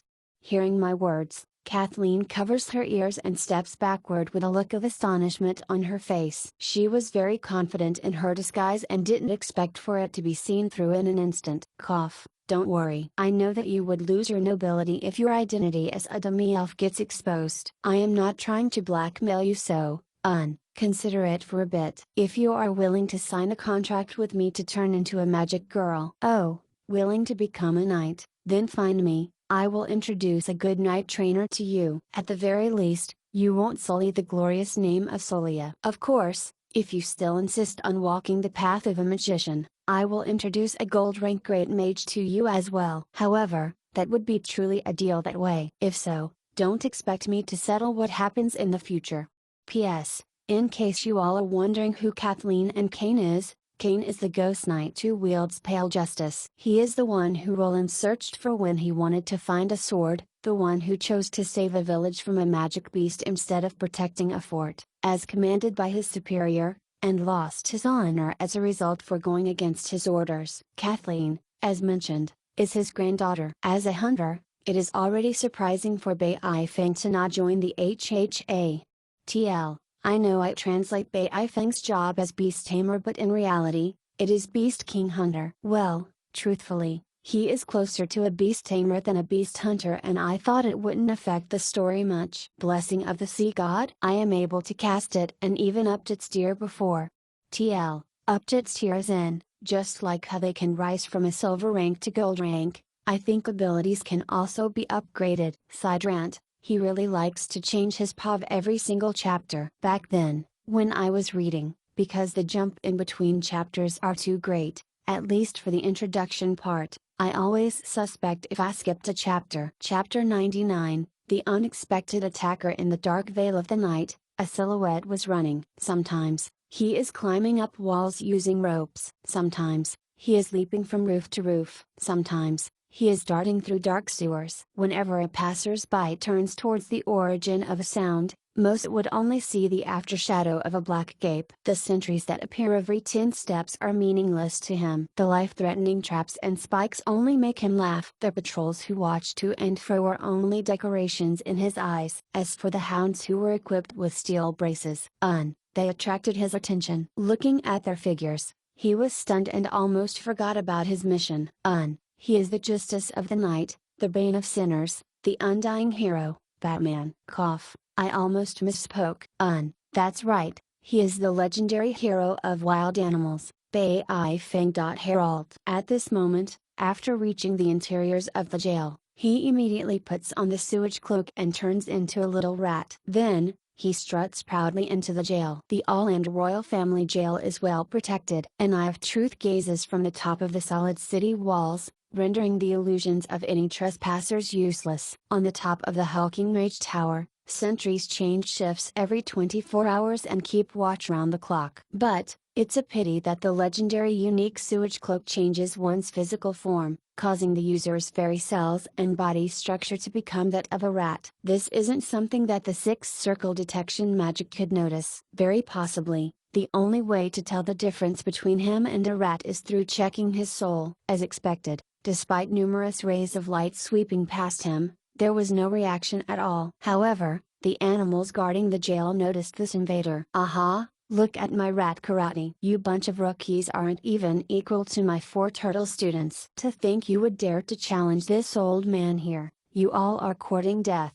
After transmogrifying, the beast tamer's natural aura which makes animals feel intimate with him has been rendered ineffective. Facing a powerful enemy, the rat actually stands up on its hind legs and performs a set of elegant martial arts moves. After a series of fist throwing and leg kicking, the cats and dogs who came assaulting him were all knocked faint-headed. One pitiful eagle even lost over half of its feathers, making it resemble a chicken with hair loss problems. But, what was most surprising of all is that none of the animals were injured even in the slightest. As he advances ahead, he deals promptly with whatever is sent his way. Nothing could stop his steps. Very quickly, he found his objective. That Da Vinci, his face was red like an apple after hearing our songs. "What? He's not called Da Vinci." "Oh, I think I recall it, he's called Darwin, right?" "That's not it." "HMPH, who cares what he is called? Anyway, he's just a foolish emperor who's jealous of the capable." "Right, let us toast to the generosity of that foolish king." "Toast to the generosity of that foolish emperor." "I remember that he seems to be called Uncle Dawn." "Cheers." "Who cares what he is called? Say, despite scolding him so harshly, he still sent good food and drinks down here to us. Don't you all think that he might actually like being insulted?" "Ha, well said." "To the Darwin who likes being insulted, cheers." Darso's kindly ordered for better treatment for these few political criminals. But, it seems that they didn't appreciate his kind will. Despite receiving good meat and good beer, they still insulted him as they pleased. As their beer mugs clashed together, the beer froth carrying the rich scent of the beer splatters on the floor, causing a series of sighs and salivation from the other prisoners. But, no one dares say anything about it. When they just entered, the other prisoners wanted to make use of that opportunity to threaten these short fellows to hand over their rations. However, after a friendly interaction, they quickly understood that these short fellows aren't to be trifled with. However, the appearance of a black rat caused the passionate scene to abruptly halt for a split moment. Then, the 3 of them silently finished their beer before lying down to sleep. "But, by Hoyliers, a secret communication is currently going on." "Has the date been confirmed?" "The date of the inauguration of that foolish emperor?" "Indeed, a large portion of their manpower should be on standby during the inauguration ceremony. We could make use of that opportunity to cause a big mess." "Is this the remote control for our Roland number 88? "Ha, with this, we can directly demolish the walls to escape." "Is this the meeting point after the escape?" "You all sure have it planned out properly." "Lowen's?" "Oh, that gray-haired shield dwarf." "I get it, we'll bring him out along with us." "The code word is Transformers, roll out." "I really don't get that code word." "However, as soon as we hear this code word, we will make sure to cause a great mess. Hee hee, this time, we have to make that foolish emperor know that even an old dog has fangs." "Dwarves may be short, but if you force us into a corner, we can still jump up to smash his knee." Pale Justice attack power, 20 to 25. Tier, Epic, Superior, Two-handed sword prerequisite, Strength 12+, Holy Night Job Ultimate Sacred Flames, deal additional 30 silver inferno damage to chaos life forms. To normal life forms, deal additional 5 silver inferno damage. Perfect Courage, immunity to all fear-related magic, death-related magic, race talents and abilities. The wielder will always be in a state of high morale. This effect can be shared with 3 party members. High tier protection from evil, the damage dealt from chaos life forms will be reduced by 10 points. The Judgment of Justice, activate the Soul Gemstone's Judgment ability. When this sacred sword strikes on a chaos being, the target will be forced to undergo judgment. If the target fails to pass the judgment, the target will be directly destroyed thoroughly. Duration, 10 minutes. This ability can be used 3 times daily.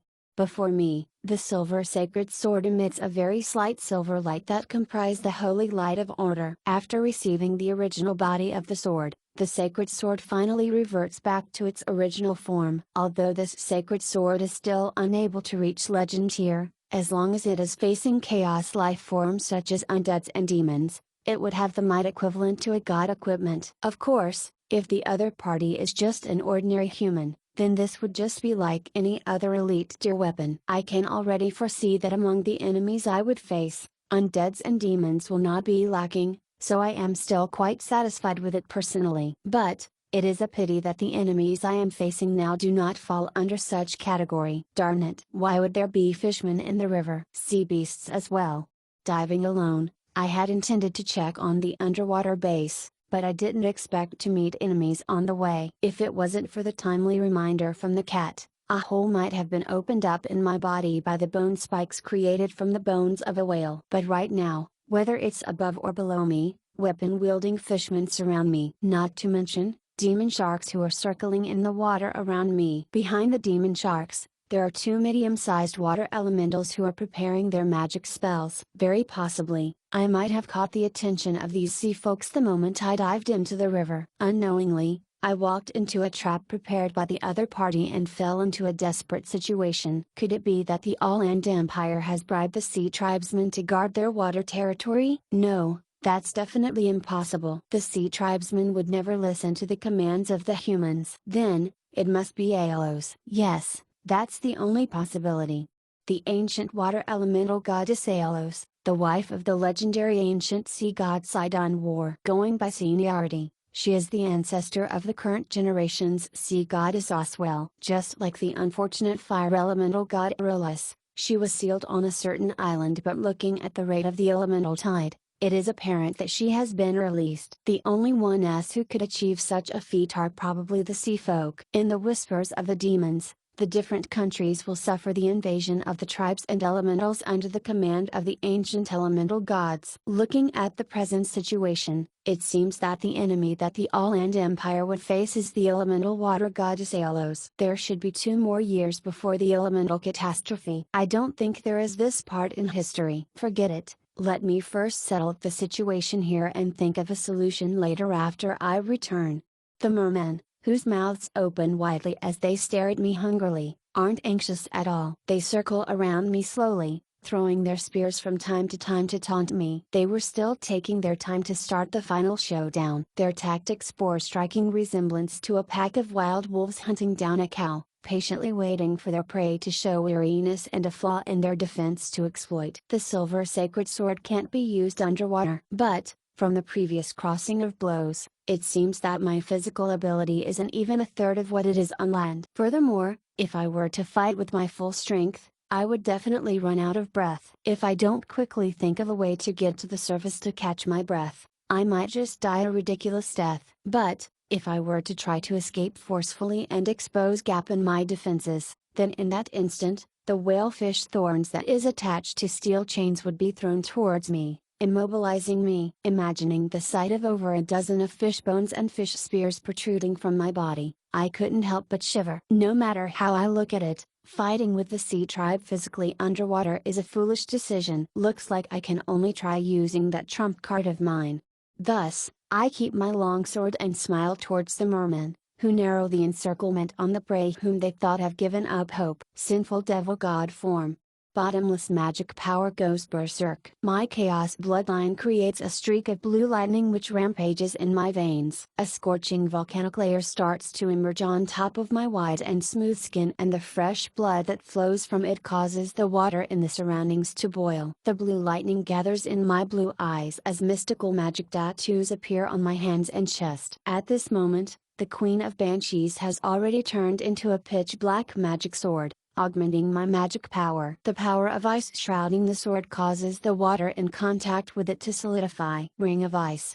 The moment my hand clasped together, power of ice burst outward from me. Under the augmentation of my chaos bloodline, my original limit of a 15 meters radius for ice ring increases multiple times over. Below the water, a flower of ice blooms from me, who is at the core of the flower. The crystallization of ice underwater starts to creep further, and any sea folks who come into contact with the ice would be glued to it and be frozen. Frozen breath.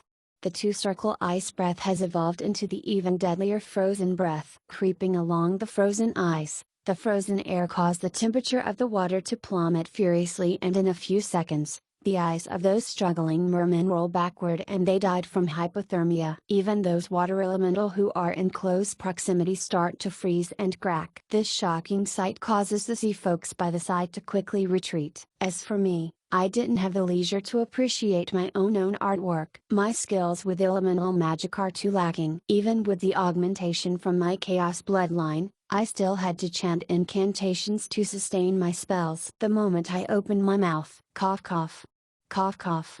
The moment I climbed onto shore, I felt like my entire throat was spasming as I coughed relentless, almost forcefully removing all of my stomach fluids. Cough cough. I drank too much water. I almost died like that. It would be really embarrassing if I died like that.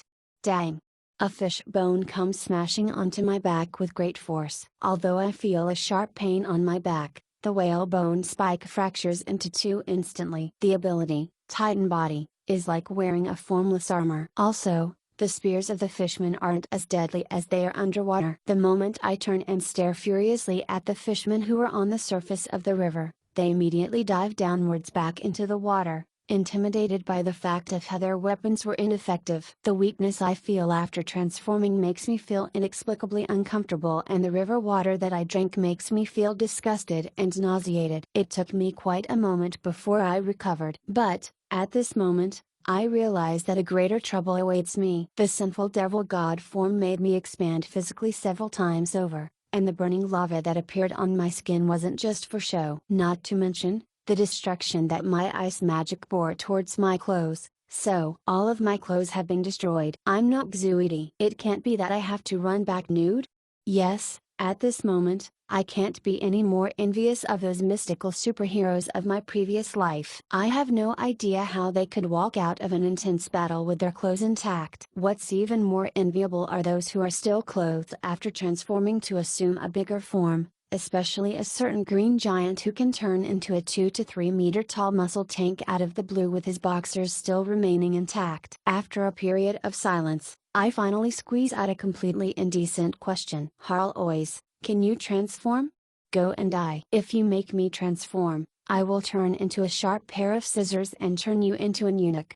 Alright, considering how it was very possible for Harlois to realize her threat, for the safety of my little brother, I gave up this wonderful idea after much consideration. In the end, I thought of another alternative idea, a solution that wasn't really a solution. A method that could lower the embarrassment level of the situation to the lowest. Half an hour later, a black carriage by the river embankment is halted by a cute little child. The little boy is dripping with water and clothed only by a leaf covering his nether regions. Even so, he is carrying a gigantic silver sword. That, uncle? Can you give me a ride? The weather was scorching, so I went for a dive. But, the tide suddenly rose and my clothes got washed away. Can you bring me to the Church of the God of Law?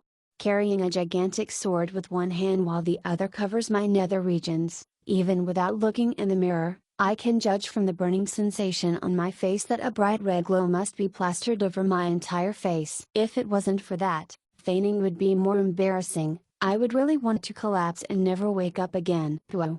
At that moment, a certain princess stretches her hand from the carriage. She bursts into laughter. Hee hee. Roland, seeing you in this state reminds me of how you were when you were small. You were also just as cheeky and loved playing in the water. Did you still remember the days when Big Sister Kelly helped you to bathe when you were younger? Back then, you were also completely nude like that. That Kelly who is chuckling beneath her hands. That is enough of you. Since you called yourself an elder sister, then you should know what indecent assault is. Stop looking at the lower regions. Of course you can. Rolo, come and let Momo hug you. Someone, control this salivating life form. Stop touching about. Hey, you are not allowed to touch there. You are not allowed to flick and even more so, pull. Even a small little kid has his own pride. Lord. So the important thing that you were talking about was to go skinny dipping in the summer. Although I don't want to be always preaching to you, it is best for you to wear something the next time. Also, as expected of the core member of the Gentleman Alliance. Alright, Diana, you've won. As long as you stop peeking, I will admit to anything you say. I won't retort to you saying gentleman or anything else. Only at this moment did I clearly see the insignia of the mist on the carriage. After waiting for 2.5 hours, When my head was already giddy from being basked under the blazing sun, I just had to meet with Ren and gang who were returning from a trip outdoor. Obviously, it is another crime committed by the star of misfortune or a misfortune to actually cause me to run nude. Darn sea folks, I will never forgive you all. Aha, look at my rat karate. You bunch of rookies aren't even equal to my 4 turtle students. To think you would dare to challenge this old man here, you all are simply courting death. TL, Teenage Mutant Ninja Turtles, damn I loved that show. Clarification of terminology. The general word to describe intelligent beings living underwater is sea folks. The general word to describe unintelligent beings living underwater is sea monsters. Sea beasts probably refers to tamed monsters by the sea folks. Fishman probably refers to fish body and human legs, can't be sure, and they are different from merman, or mermaid. Chapter 100, Rising Tide. It is already pitch black outside, but I still sat under the glow of the lamp, deep in thoughts. A pen has been in my grip for quite a long period of time, but I was unsure of how I should to start. In the end, I sighed deeply and eventually start to write. Dear Sir Ferdinand, it has been long since we last met. I wonder if things are still going fine in Luhuang Mountain City. It has been 300 years since many of our inheritances and secret arts were lost in the fires of war. In present time, the Mist Royal Family Knight Order can't even be considered third-rate. Perhaps, we have failed them as their ancestors. I have already came to an agreement with the current generation of the descendants of the Mist to provide them with some mentors to guide those rookies. After pondering over it, I decided to entrust this matter to you. Please bring along Great Sword Saint Fade, Lucas. The young knights have already come to a realization. As their ancestors and imposing heroic spirits, please do not be overly conscious about your identities as undeads, just pay careful attention to the journey. I expended quite a bit of effort to produce this letter. After all, it is meant for an elder to read. The contents are actually quite simple. I am requesting for the Red Hunting Hounds to dispatch some mentors to the East Mist communal country. But, if I didn't personally write the letter to invite them, to the old Ferdinand who felt guilt to his homeland, it is very probably he would choose to never return to those icy plains. But, without doubt, even when he has turned into a knight of withered bones, old Ferdinand is still the old general who is the most suited to training new troops. Other than imparting battle techniques, he is able to impart something that is even more important, such as battle experience, fighting strategies, an unyielding will in the soul of the army that is harnessed in the war flags. I am looking forward to the day that the war drums echo again. The young knights would be able to carry the burden and glory that their ancestors left behind. There is no one else for this job but you. I sincerely look forward to the day when you reunite with the land of ice and snow. The other letter is slightly simpler. I didn't have to consider the wording and went straight to the point. The East Mist has already established the faith of the God of Law as their national religion. It won't do for you all to be hiding in your shells at such a point. They need an archbishop, a complete legislation and judiciary system, a complete Church of True God. This is an opportunity, and if we were to succeed, decades and even a century of time would be saved in the spreading of the religion of law. This is a gamble involved that is worth betting on. Putting up the banner of a true God, I don't believe that there would be anyone who would dare to interfere with your passage to East Mist.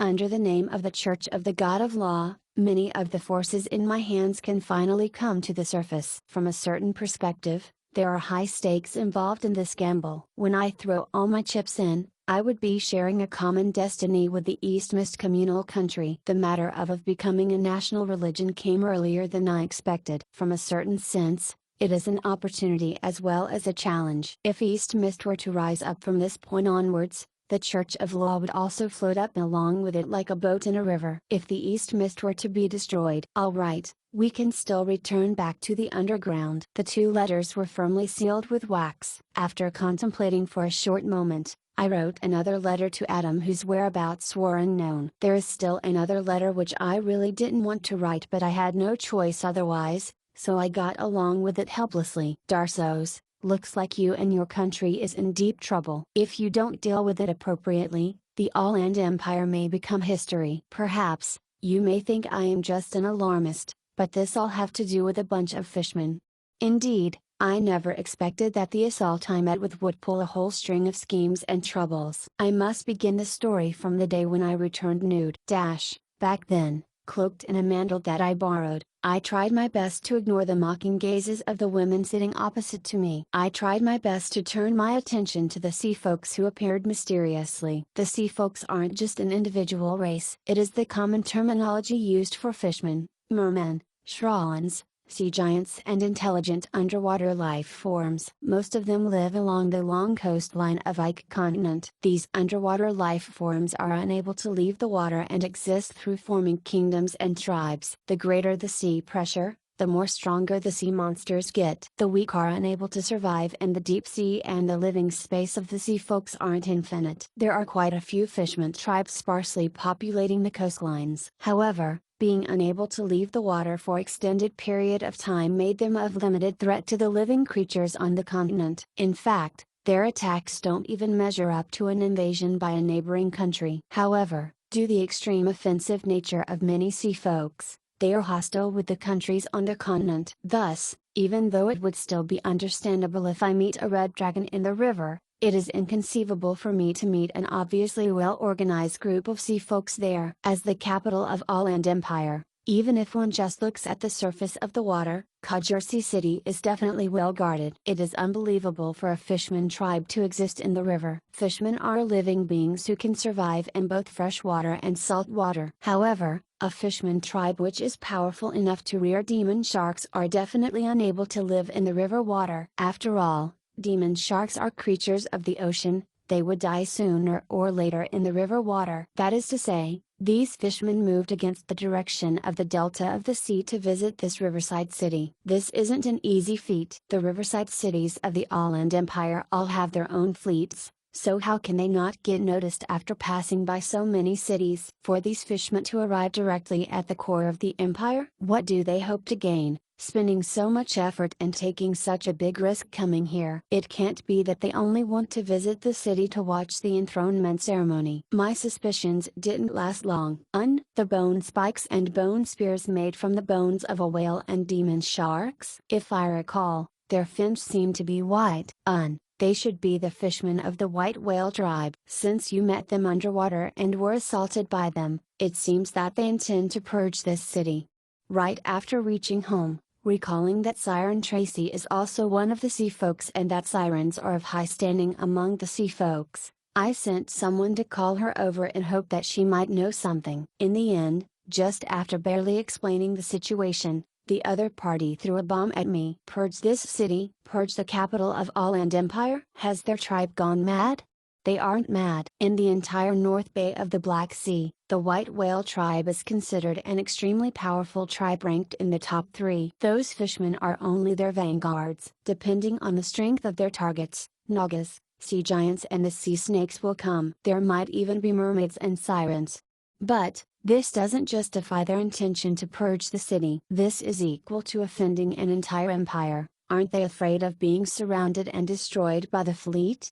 Hey, you don't understand the sea folks at all. The sea folks never have to worry about who they offend. Even more so, the white whale tribe is a well-known hunting tribe, as well as a mercenary tribe which accepts missions. After receiving enough benefits, they can just leave. After all, do you think that the races on the continent would be able to pursue them? Besides, without someone leading them, do you think that they would be able to arrive at this city? After pondering over it for a slight moment, I smelled the scent of a scheme behind the encounter. The fleets by the river didn't notice them? Most probably, someone is controlling the fleet so that they would pretend that they didn't see them. Or perhaps, these sea folks are loaded onto a merchant boat, allowing them an unobstructed passage through the river. As for the goal of those collaborating with them, that is even more obvious. If the country were to come under attack at the same day of the inauguration of the new emperor, Darso's position would be shaken. Tracy speaks in disdain. That damn fatty is also involved in the plan. Since he is so afraid of you, you can totally go ahead and question him. The broken eggs noble. He is involved? I am the recon sent by the white whale tribe to connect with our allies. But, he kept harassing me, which is really annoying. So, I cast a confounding curse on him to cause him to do something silly subconsciously, resulting in him turning into an eunuch. However, It is weird, but he seems to have recovered. Alright, everyone's eyeballs fell to the floor. Right in our faces, Tracy didn't even hesitate to reveal that she is the spy of the sea folks. To think that dumb mission that I received back then would be related to it as well. However, the plan seems to have fallen through. I took advantage of the opportunity to leave the white whale tribe. Fallen through? Isn't this already considered a success? Another group whom I was communicating with suddenly got wiped off. Their den was set on fire. Without someone to guide their path from the human side, it is impossible for the white whale tribe to come to this city from the waterways. They only look at the results and not the process. If I were to return back to the tribe after failing this mission, I will only end up as the seasoning for the afternoon tea of the tribe head. Grabbing my forehead, I could roughly guess what was going on. Oh right, the ones who I was aliasing with wore a ring with the insignia of stars and an eye. With all of the evidence laid out before me, I could tell what was going on by tying them all together. Apparently, just like how Darso's was guarded against the Celestial Tower, the Celestial Tower wasn't truly on Darso's side either. They colluded with the White Whale tribe to oppose Darso's and the nobles behind him. They have placed bets on both factions. If Darso's works with them obediently, the assault from the sea folks probably would not happen at all. However, it seems that after all of their members were outlawed, the remnants of the Celestial Tower has decided to throw in their everything to pull Darso's down with them. Hey, those people actually dare to bring the White Whale tribe here to attack the coastline. Apparently, they do not know that the sea folks have grown at least 3 times more powerful after the awakening of that lord. When the great waves finally come crashing, there is nothing that can stop its path. By the time the tides of the white whales retreats, how many people would still remain standing? Aelos? Hearing this name, Tracy stunts for a moment before nodding her head solemnly. The current sea folks is no longer the same as the sea folks of the past. Under the will of that lord and the queen of storms, all sea folks are craving for the fresh blood and soul of the life forms on the surface to please their masters. In the near sea, under the guidance of great existences, with each and every tribes cooperating together, I'm afraid that war cannot be avoided. The Queen of Storms is the guardian god of the sea folks, as well as a member of the malevolent chaos gods. It seems that prompted by the ancient water elemental god and the calling of the sacred war, after countless years of resentments accrued from the conflicts with the surface life forms, the sea folks have rid themselves of their neutrality and started to side towards the chaos faction. If the attacks were to really begin, no, judging from the circumstances, a raid from the white whale tribe would surely happen. It would immediately exceed the scale of which the nobles have expected and turn from a skirmish into a country-scale war. Different from them, I have quite a few friends in the human world. Those fellow probably never trusted me from the start. Perhaps, even the Count might have other objectives approaching me. Then, why didn't you reveal it earlier? I have already committed treason by escaping, so I dare not return back to the sea. My source of information has been long cut. Now, I can't ascertain the occurrence of an invasion, so how do you expect me to speak of it? Also, to whom should I speak these to? The reason why I can tell you all of these directly now is because the vanguards have already been spotted. Afterwards, it is up to you humans to settle it. It has nothing to do with me anymore. I am but an individual. There's not much that I can do. Even more so, I am of a foreign race. Neither sides would place their trust in me. Sitting on the fence would only cause me to offend both sides simultaneously. I am unable to interfere in this matter, and I also do not intend to interfere in this matter.